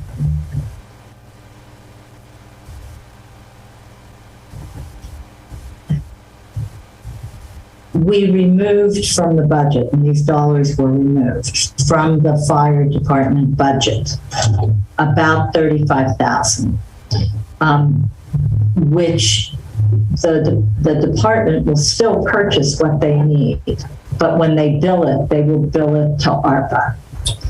Okay, so it's not like that 35,000 of the of what I'm proposing. It's not like it will be put back into the budget, so to speak. And so I am suggesting 300,000, to cover what's needed as long as it's needed. Hopefully, as COVID, rate of COVID diminishes, so does the need for that additional equipment. Remember when Gary was in here and I said, I want you to look at these numbers? It was the week that Ross was on vacation. He wasn't here. And then when he came back, we did sit down with Gary and we looked at those numbers. I had said, this, and this could potentially be ARPA. And so that's what we looked at, and that's what that is. So that was removed. So no, that this money is not going to get put back in that way unless we take something out of the budget, like the reorg, the additional fire person, the staff person. That person can be funded by ARPA funds.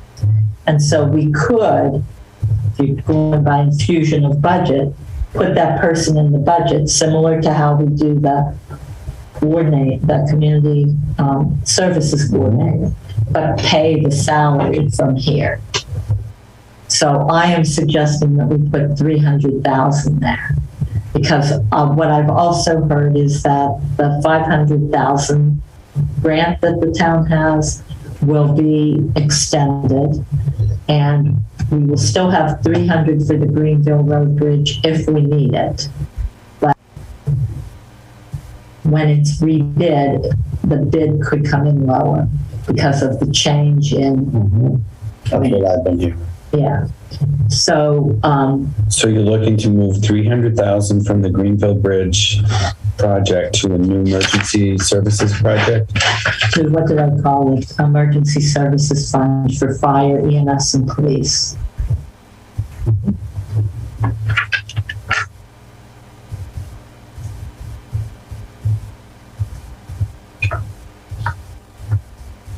And keeping 300,000 there. So it would be, and it has to be a vote. All of this has, spending of ARPA funds is a vote of the Board of Selectmen. So that's what I'm suggesting.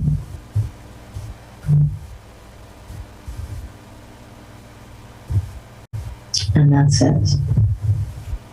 We also talked about the TEO freezer. Where is that? Townsend. There's what did you call it?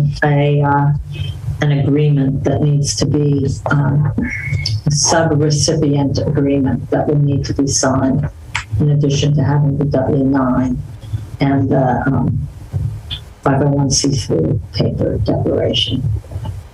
Something that they draw up or we draw up? We draw up the sub-recipient agreement, and Jennifer's going to send that to me. Okay.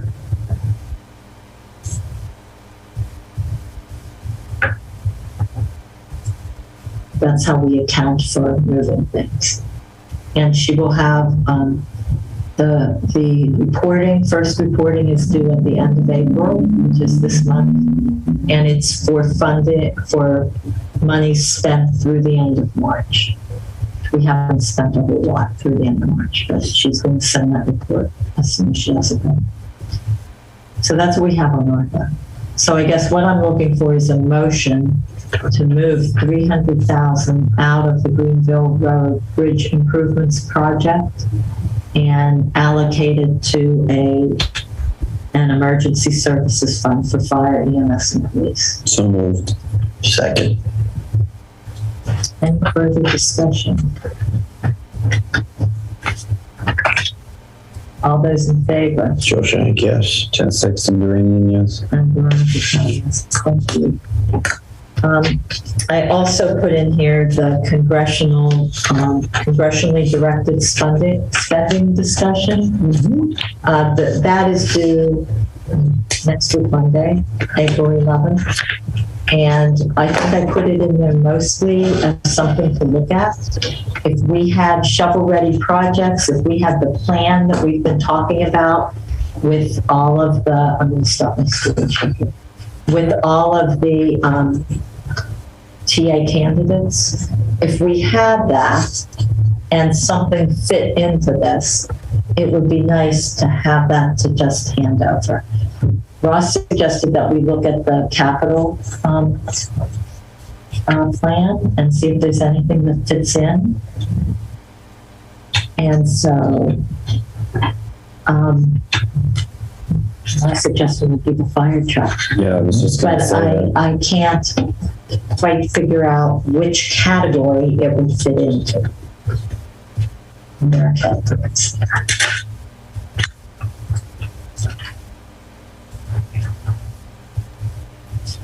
With all the money that we send into the state, they could at least have a font that we can read. That was crazy. It's very small. Tiny. There's a lot of land management stuff, EPA, science and technology.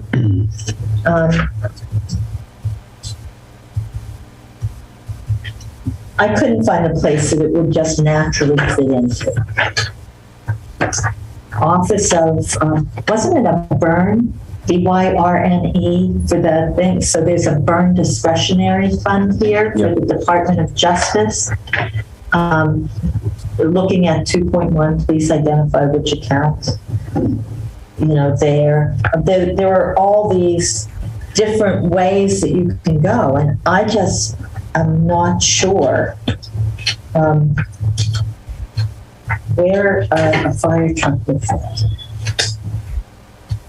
Well, it has that U.S. Forestry Service state and private forestry resource. Well, they also have National Archives and Records Administration for repair and restoration, which would be.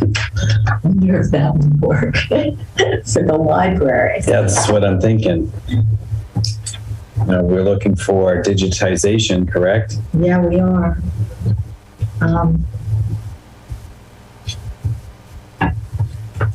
I don't know. I just looked at these and.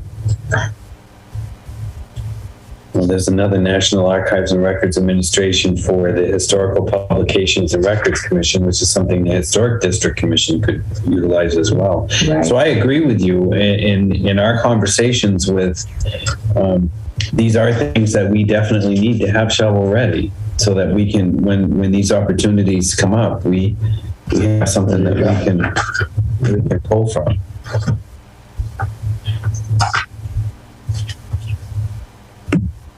No, you're saying like me.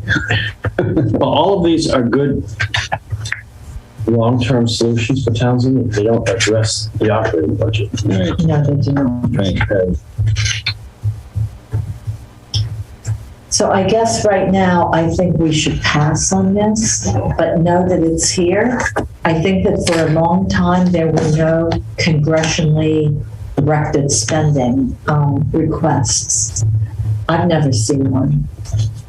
Have you seen one else? Anything like this? Ever? I think that it used to be, and then they took it away, and now it's coming back. The federal legislature. That's what I think is happening here, but I don't know for certain. I'm guessing. Otherwise, we would have seen this somewhere. I think this is a new thing. Everything old is new again. It's one of those.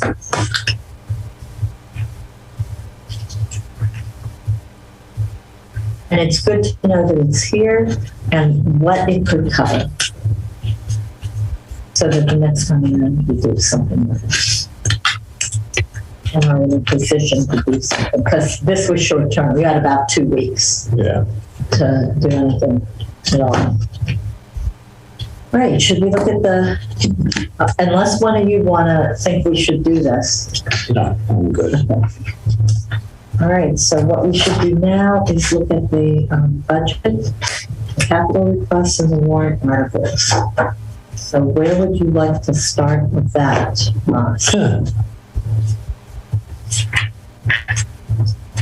Well, the budget is summarized in this sheet, recap sheet.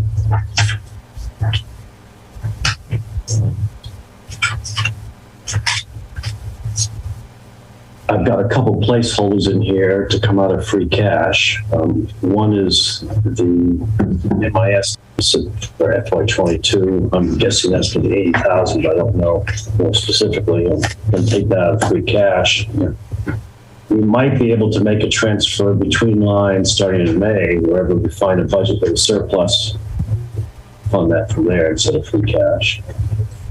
I've got 189,000 coming out of free cash for snow and ice deficit.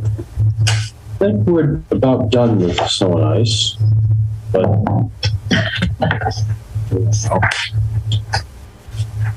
with all the projects that we plan to fund, capital projects out of free cash, including the snow and ice deficit, including the MIS deficit, including the back pay to the town administrator or the separation pay, that leaves an ending balance in free cash of 44,602, which is 150 less than I really like it to be, just so that you'd have some money to be able to use in the fall if you had to. So there's some line items, some projects in the middle that I've highlighted that I suggest could be dropped if we need to preserve our free cash. 10,000 for the exterior repair of the Harbor Fire Station. That's one we actually took out of the fire budget because we said we're going to put it in the facilities budget. We did. Now we're going to maybe take it out altogether. The $35,000 that was $60,000 that I was hoping to use to preserve the documents in the old library. Those documents have been there a while. They can wait another year. 20,000 to repair and paint the old Harbor Fire Station, and 35,000 for records management at the police station. I'm keeping all the rolling stock vehicles that the departments had asked for. That's just to preserve free cash. That doesn't really solve the operating budget issue. To help the operating budget, I'm funding the lease payments for the police cruisers with free cash. But I'm keeping them as a line item in the operating budget. So they will show up this year and next year where they've always been, which is roughly a $70,000 charge to the police department. I'm just offsetting it with free cash. And that seems to address the chief's concern that he thinks that's something that should be there every year and therefore make an operating budget. It addresses my concern of trying to reduce the raise and appropriate number. I think I said earlier that we have lowered the estimate of money that we can take from the ambulance reserve by about 217,000, and I've lowered the amount that we're going to get from the water department indirect charges. I had 343. I think it was closer to 300 last year, and that we think more closely approximates the actual. That's a net drop of $260,000 in revenue, which doesn't help the overall deficit. town meeting or the elections will be asked to approve a Prop 2.5 override of $350,000. And that question will also be in the warrant, as well as a question to move money from stabilization. If the override fails, then we would ask for more money out of stabilization. So that's sort of the highlight of the budget. The budget is now showing up in the warrant that I've given you. I've still got some more formatting to do to get it to fit correctly. And actually, the Finance Committee suggested that the budget pages be turned to landscape so that they will fit better, because there's some explanations and whatnot that are not showing up there. I have some questions in the budget. Okay. I'm just finished going through the warrant. Okay. Joe, I still got you. I put your name down to present some of these articles, and I realized, whoops. Yeah, Joe won't be here, so I will blank those out. There's a few descriptions that I could use some help putting some words as to what they're for. And it may not be from your departments, but someone you may be able to help with. I was hoping to have the finished warrant for you to sign tonight, but we're not ready. It will be ready one way or the other by next week. I think the last day to post it is Monday the 18th. So sometime between now and the 18th, it would be good to have the selectmen sign the warrant. back in town on the 16th. We could possibly, I think it needs to be a vote of the board to approve the warrants. So. It doesn't. I was thinking of voting tonight, but you're not going to see the final warrant, and then you can sign out of session. But this isn't, unfortunately, the final warrant yet. So how do you want to do that? Should we meet? What's the last day for? The last day to post the warrant, which means it needs to be signed, is by the 18th. And I don't like cutting it that close just because we don't know what happens. But right. Well, on the 12th, there's an open space committee kickoff meeting at 6 p.m. We could do it before or after that. Does that give you enough time? Should we do the 13th? It's a Wednesday.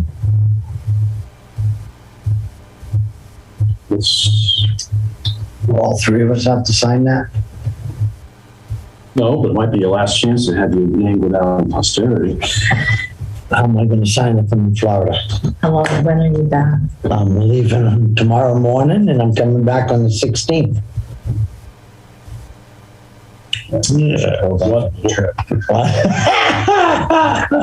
I mean, reconsider that? I think if you Zoom that meeting and vote, we can handle the rest. Maybe you cited ahead of time contingent upon that vote. Oh, we didn't get a stand for Joe. No. They were short term in me, remember that? That's right. I forgot. So the 15th is Good Friday. Every Friday is good. Yeah. The same. Is 13th better for you than the 12th? I'm good with either. I'm just trying to give you another day to work on it for us. So let's go for the 13th. I'm sorry. No, that's okay. 6 p.m. Or you're just going to be just to vote on the warrant. Yeah. So I can just send me a link. I'll jump in. I have to probably jump in on my phone because I won't be written agenda. Then what do we do for signature? I could give you the signature page for that. Yeah, like tonight? Would have to, that's fine. Yeah. Sign it and Yeah, and we vote on it.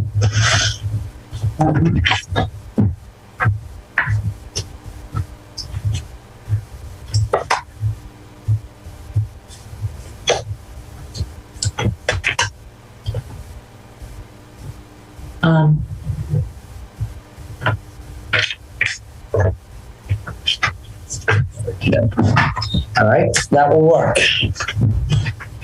And then just send me a link to it and I'll jump in. That's all you're gonna have on that meeting? That's the plan. That is the plan. Ross, don't let it put anything else on it. Handle that, huh? okay, So, sorry. So you had okay. comments on the budget? Yeah, but maybe, do we have our 1 p.m. tomorrow? I want to go through facilities with you because I want to make real. What? I want it real. In other words, if I look at this is the 331 expenditure report.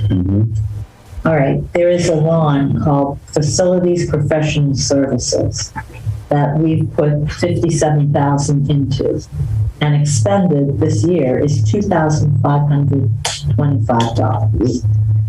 But we have all these other line items that are negative. Which is where I think that there's MIS stuff that should be out of that. And so why do we have a negative, and I'm looking at the accounting thing, landscaping fertilizer, negative $13,002.97. Why isn't that coming out of professional services? Because those are professional services. And it makes me nuts. And because it's a negative 13,000, well, you would think that the original amount would say like 15,000, but the original budget is $0. So how do we wind up negative 13,000 on a line where we have budgeted nothing? It just kind of makes me crazy. Yeah, surplus in another item. And I just really want the budget to be right. There's a communications budget of $16,900 that we are using, and I think that's probably for phone service. And we have $1,200 left in that. If you base it off the current month's total expended, we're going to be in the hole there too. I just want a real budget. That's all. A budget that reflects what is actually happening. And we're not there yet with this thing. Everything else is pretty close, but not this. And then and the same goes under the, I think we have the numbers wrong for the wages because what's the header on this? The first column is supposed to be what? You looking at the warrant? I'm looking, I'm at the warrant, yeah. So the first column is FY 22, the next column, the middle column is FY 23. Okay, so if you look at FY 22. And what line item are you on? 216. If I go to the budget and I look at there's no 19,000 anywhere. No 19,000 on the budget. And the one that is 17,000, it says 17,645, but the budget says it's 17,297. So what is real? I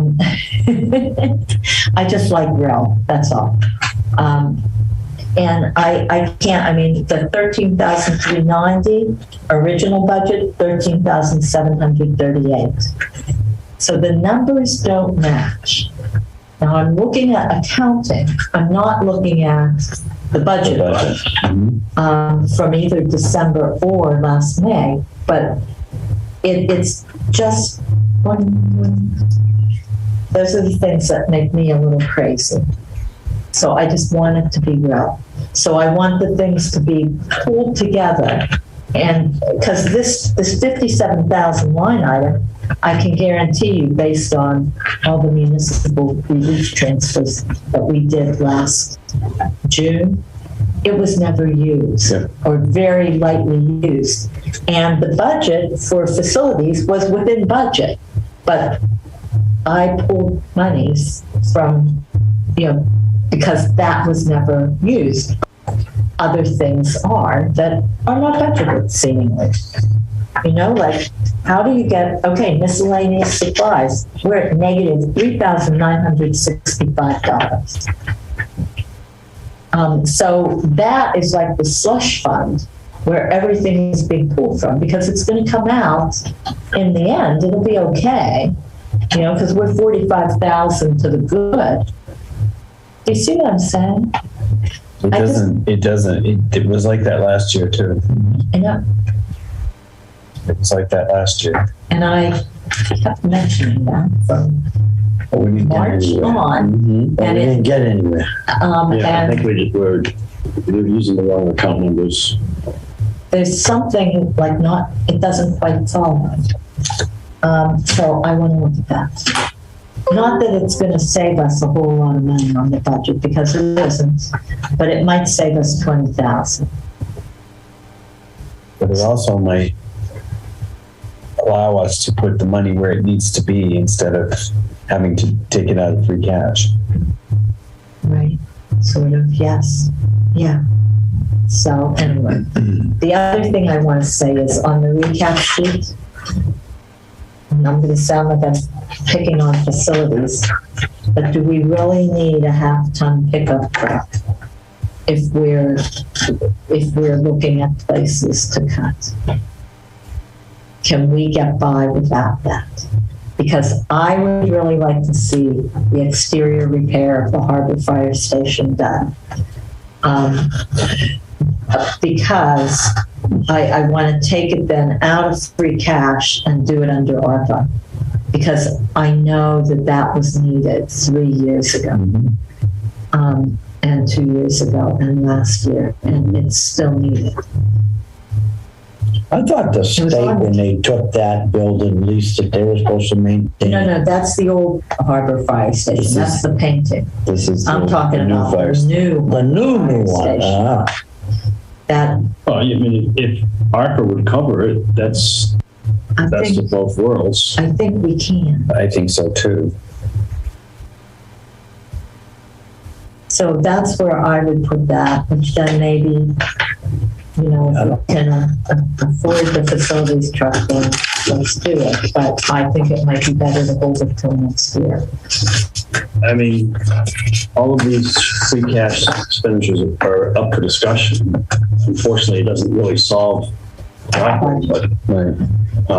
Actually, I reduced the operating budget for facilities a little bit by figuring to be driving the town vehicle versus paying his monthly stipend for gas. Right, we have to put that back. Well, I just think it'll look bad for us if we're buying a new facilities half-ton pickup truck and we're asking people to do a Prop 2.5 override. Well, we're also buying a fire station car, which can we get by without that? But the 2.5 override doesn't pay for the facilities truck or the fire truck, because we're taking out of free cash, right? Which is sort of a whole separate. Yeah, but we're still lowering the amount of free cash we have available. That's correct. Yes. I feel strongly that free cash is something you paid for last year in your taxes, so put it to work this year. With some caveat of keeping it for the next emergency that you haven't, you don't want to raise it appropriate for. But I don't, that's why I kept the rolling stock in the budget. I figured that's more important than, unfortunately, painting the building. On the other hand, if you don't do that sooner or later, it will cost you more, and in the meantime, everything looks pretty shabby. Right. Well, I definitely want to do the exterior repair of the Harbor Fire Station. I just do. It's needed. Do you need a vote from the board to take that from ARPA tonight while you're here? Yes, let's do that. Is there a motion to take the $10,000 for the exterior repair of the Harbor Fire Station from ARPA? So moved. Second. All those in favor? Joe Shank, yes. Chad Sexton Duranian, yes. And Veronica Kelly, yes. And I'll confirm with Jennifer. I'm pretty sure we can do that. And do we want that in a separate thing, or do we want to take it out of the $300K that we just moved? I'll talk to Jennifer. No, we can take it out of it. Yeah. Out of that $300K that we just moved. Yeah. That's why we moved it, right? Right. I have to look at my notes. I know we talked about that when we were going through all those line items, Ross. And I think we just... Oh, I think it was in the capital plan. It was in the capital plan, basically two places. One, it was an operating budget for the fire station, and it was in the capital plan for facilities. And so we took it out of the fire station because facilities would have been free cash. So now we're just going to take it out of facilities and do what we, and make it right. Okay. All right.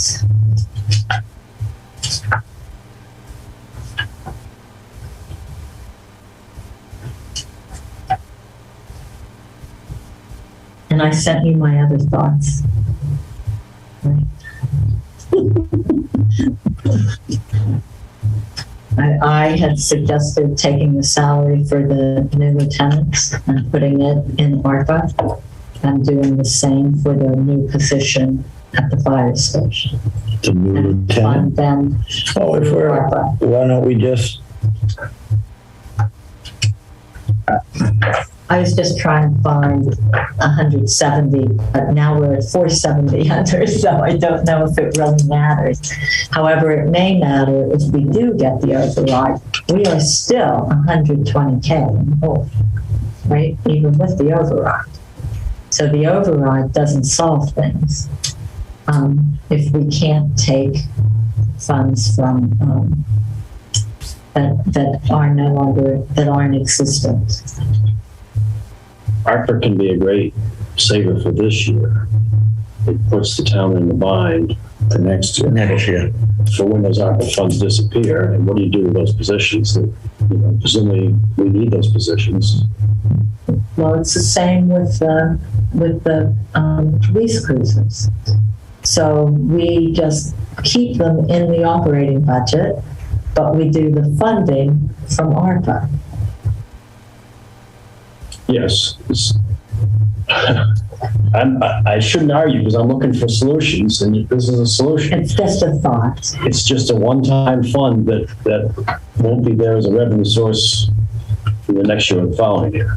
Yeah, I mean, I was looking at this thinking, okay, we had 240 in the hole and then 340 in the hole or whatever it was. And so I was trying to find ways to get those monies. We need to meet with Todd to see if we can talk about indirect charges from the Water Department.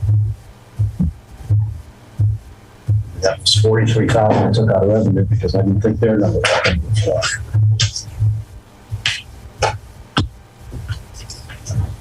Okay. Let's go. We're about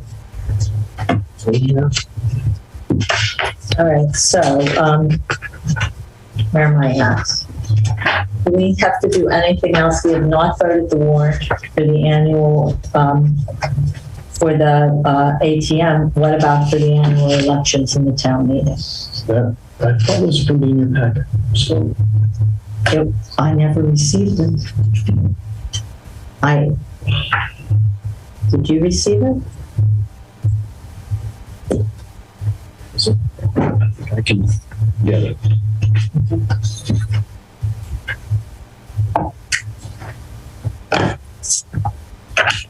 guess we're going to have a lapse here.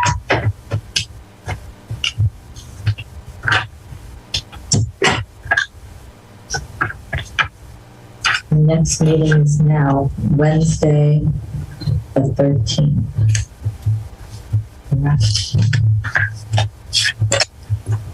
Look at that. Here's my agenda.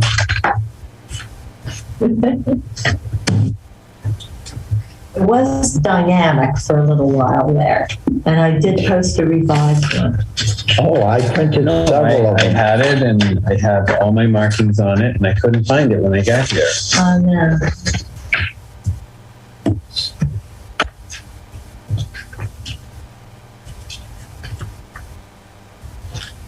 Never got the ones. We don't have 5 criminals.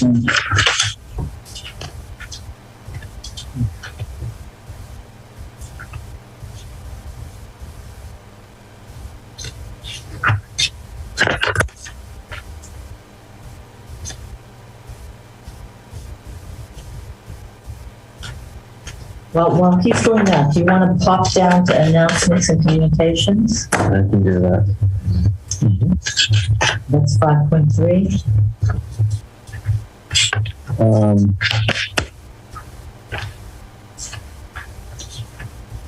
We have a congratulations to both Joan Savoy and to Jessica Consalvo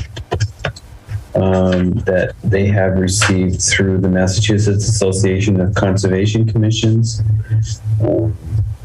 They've successfully completed 8 units for the association, MACC Fundamentals for Conservation Commissioners, and it's a training program and a certificate of achievement. Good job for both of them. So what I was wondering is, do we want to release this to the paper? There's a press release on the back. Yeah, why not? Okay. I'll ask Katie to do that. I think that's a great idea. Now,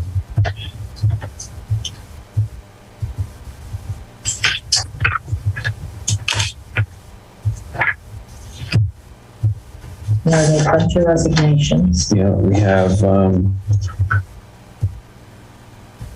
Andrew Gordon submitted his resignation from the Townsend Fire EMS Department effective immediately. Attached is a copy of his resignation letter. And Sean Ormiston submitted his resignation from Townsend Fire EMS Department effective immediately. I think those are people that haven't really been around for the past couple of years. I think that's why it's a little more house cleaning. Yep. That's the way I understand that. Yeah. Kind of like we're losing firefighters, right? Right. No, I think that they were just amongst the missing. Right.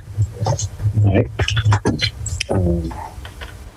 And we did receive a bulletin from the Attorney General in regards to our March 18th special town meeting of December 14th, 2021, Article 9. This was an article that amended the general bylaws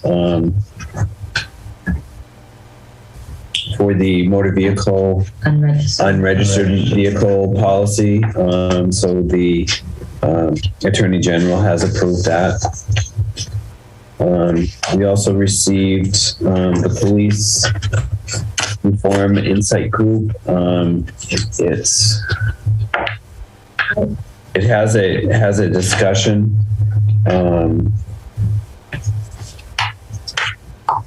that's scheduled. What is this for, the I think MPAC? they were supposed to do the MMA annual conference in January, and for whatever reason they didn't make it. Yeah. And so they're having a go at it. Right. They'll have another because of COVID they had canceled. So right. Yeah. And then we did receive a volunteer response form, but it doesn't really say what board or committee on that. I was going to ask Katie to send him a letter and say, we have openings on these boards. You can find them here on the website. Please let us know what board you're interested in. Okay. I was also thinking of, planning board needs people. Yeah. Or whatever. That's where I was going with that. Well, I believe that we have a whole slew of open positions in our election, and we have open positions on a lot of the volunteer boards. You can really donate an hour here, an hour there, or really become involved. So anybody should check out our website and look at what we have for openings in regards to that. Okay. So I'll ask Katie to send Andrew a letter.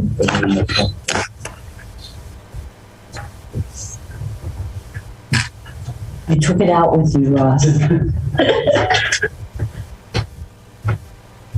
All right, so those are our announcements. I don't have anything else under announcements. What about liaisons? I have, if you don't mind, Joe. Do you have anything? No, I'm good. Okay. I'm good. I'm good too. I don't think I have anything. I have been working with the rec department in regards to making sure we had some space they had some space for the summer program, for the summer rec program. We were having some difficulties trying to find space for them. We had a joint meeting with the principals and with the superintendent in regards to what we're looking for, or what the rec department is looking for. And historically, there's been an agreement that for $2,200 that allowed them space for the summer rec program and for a volleyball and for a dance, if I remember correctly. And that's been in place for several years, I would say maybe even 10 years for the $2,200. Anyway, the rec department has been trying to get an okay for the space. It was the request was sent out. It was denied. I had reached out. They then said that they'll think about what's going on. I had asked to be put on the the school committee meeting to talk with them in regards to that. When we did get a meeting with the superintendent and the principals of the school, and an agreement I thought came about where we would be, or the rec department would be utilizing Spalding School for the majority of the summer, and then because of cleaning and they were willing to leave from Spalding School and finish the last week over at the Hawthorne Brook. And it seemed like that was agreeable to everybody. The rec department then received an invoice saying that if that's what the rec department wanted, it would cost them $7,800 and some change for that. So,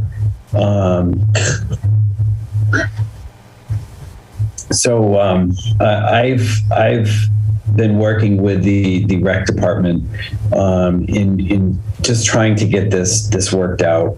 This is a service that we provide for the children of the town in the summertime, number one.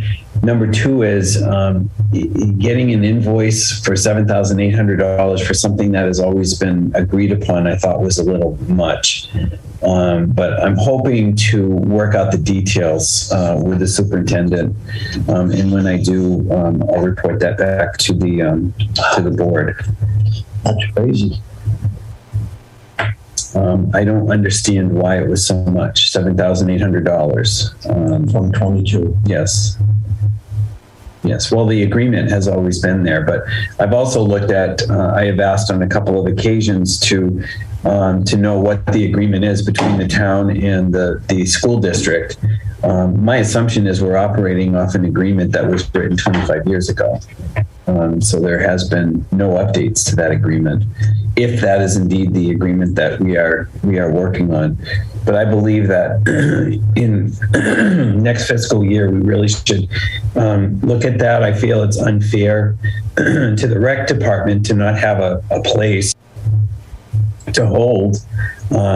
Here it is now, April. Normally in February is when they start looking for counselors. They send out to, the townspeople are paying good money for this, for that. And they certainly can't afford $8,000 for a summer program that pretty much eats up all of whatever they would have for a budget for that. Outside of that, Madam Chair, I did want to, we did get our report card for the cybersecurity. I did post to everyone on the town for the first quarter of 2022. The important details on this, Town of Townsend, the amount of individuals, we have 38 seats, which means 38 employees. 84.21% of the town is working with the program, which is a good thing. State average is 52%, so we're doing really well with that. They're completing the first assignment, approximately 70%, finishing the first assignment. That really goes through a lot of safeguarding your emails and being careful of your emails. The thing that I wanted to point out is on the first campaign, they send these, I don't want to say fake, but they send these phishing campaign emails that we test the users to see if they click on something or if they're accepting the email and looking further. 2.63% was a failure rate, meaning that approximately 2.63% were clicking on these things that were hazardous to our security system, but the state average is 1%. So with the assessment, I also got a complete outline of all the individuals involved, and then the ones that were having difficulties in certain areas, I then am sending them the packets to practice and to look more into it. But the reason why I felt that was important is I want to thank the employees for doing this. I mean, this is a grant that we received, and we are getting 84% is a good percentage for participation, number one. Number two is that our systems have been, we've seen an increase in phishing attempts. We've seen an increase in cyber attacks per se. So we all need to be vigilant, be careful what we open up. If it's from somebody that we don't know who it's from, don't click on anything. There is a lot of emails. Employees are noticing that a lot of emails are going into what's called Proofpoint, which is our quarantine software. In that quarantine software, they can make a decision on either to block the sender or to delete the email, whatever they want to do. But the majority, I would say 85 to 90% of the employees are doing exactly what they need to do, blocking it directly from the quarantine and leaving it there so it doesn't enter into our system. That's all I got for it. I just have no more ways. Okay. Do we need a motion for so thank you, Chaz. Let me just say that. And do we need a motion for the warrant, the election warrant? Yes. All right, so is there a motion to approve the annual election warrant? So moved. Second. It has on it all the open positions and the Prop 2.5 override question for $350,000. But the ballot isn't there, that's just the warrant. Right. And I didn't put the date in at the top. Should I put the date in today's meeting?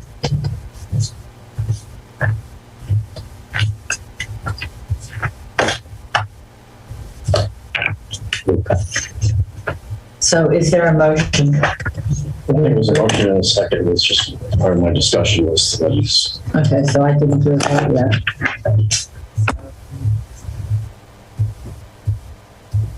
How do you vote? Oh, yes. Chaz. Chaz Sexton, Duranians. All right.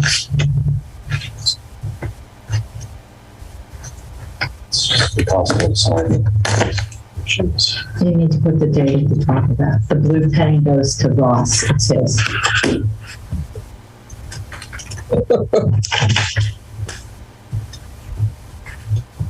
All right, so I think we're now at town administrator report. I'm gonna say what I said on the budget and the warrants. I might have.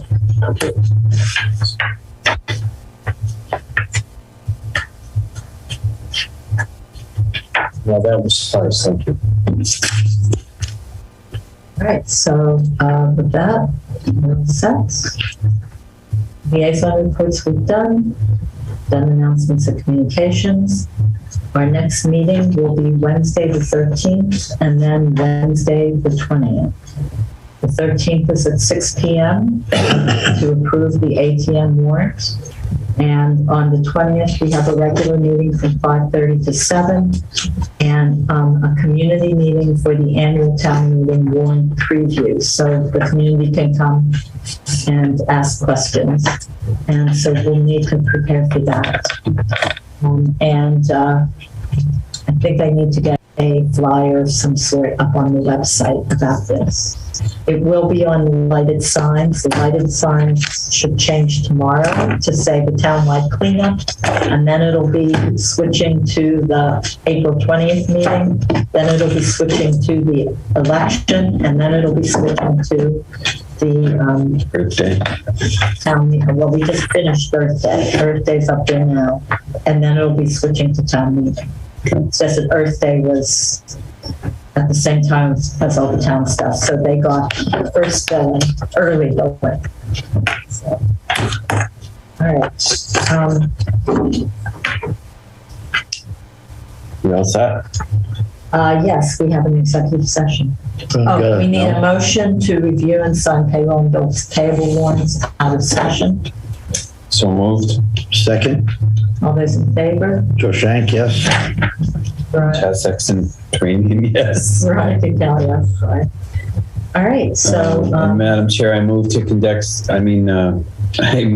enter into executive session to conduct strategy sessions in preparation for negotiations with non-union personnel, town administrator, per Chapter 30A, subsection 21A, subsection 2.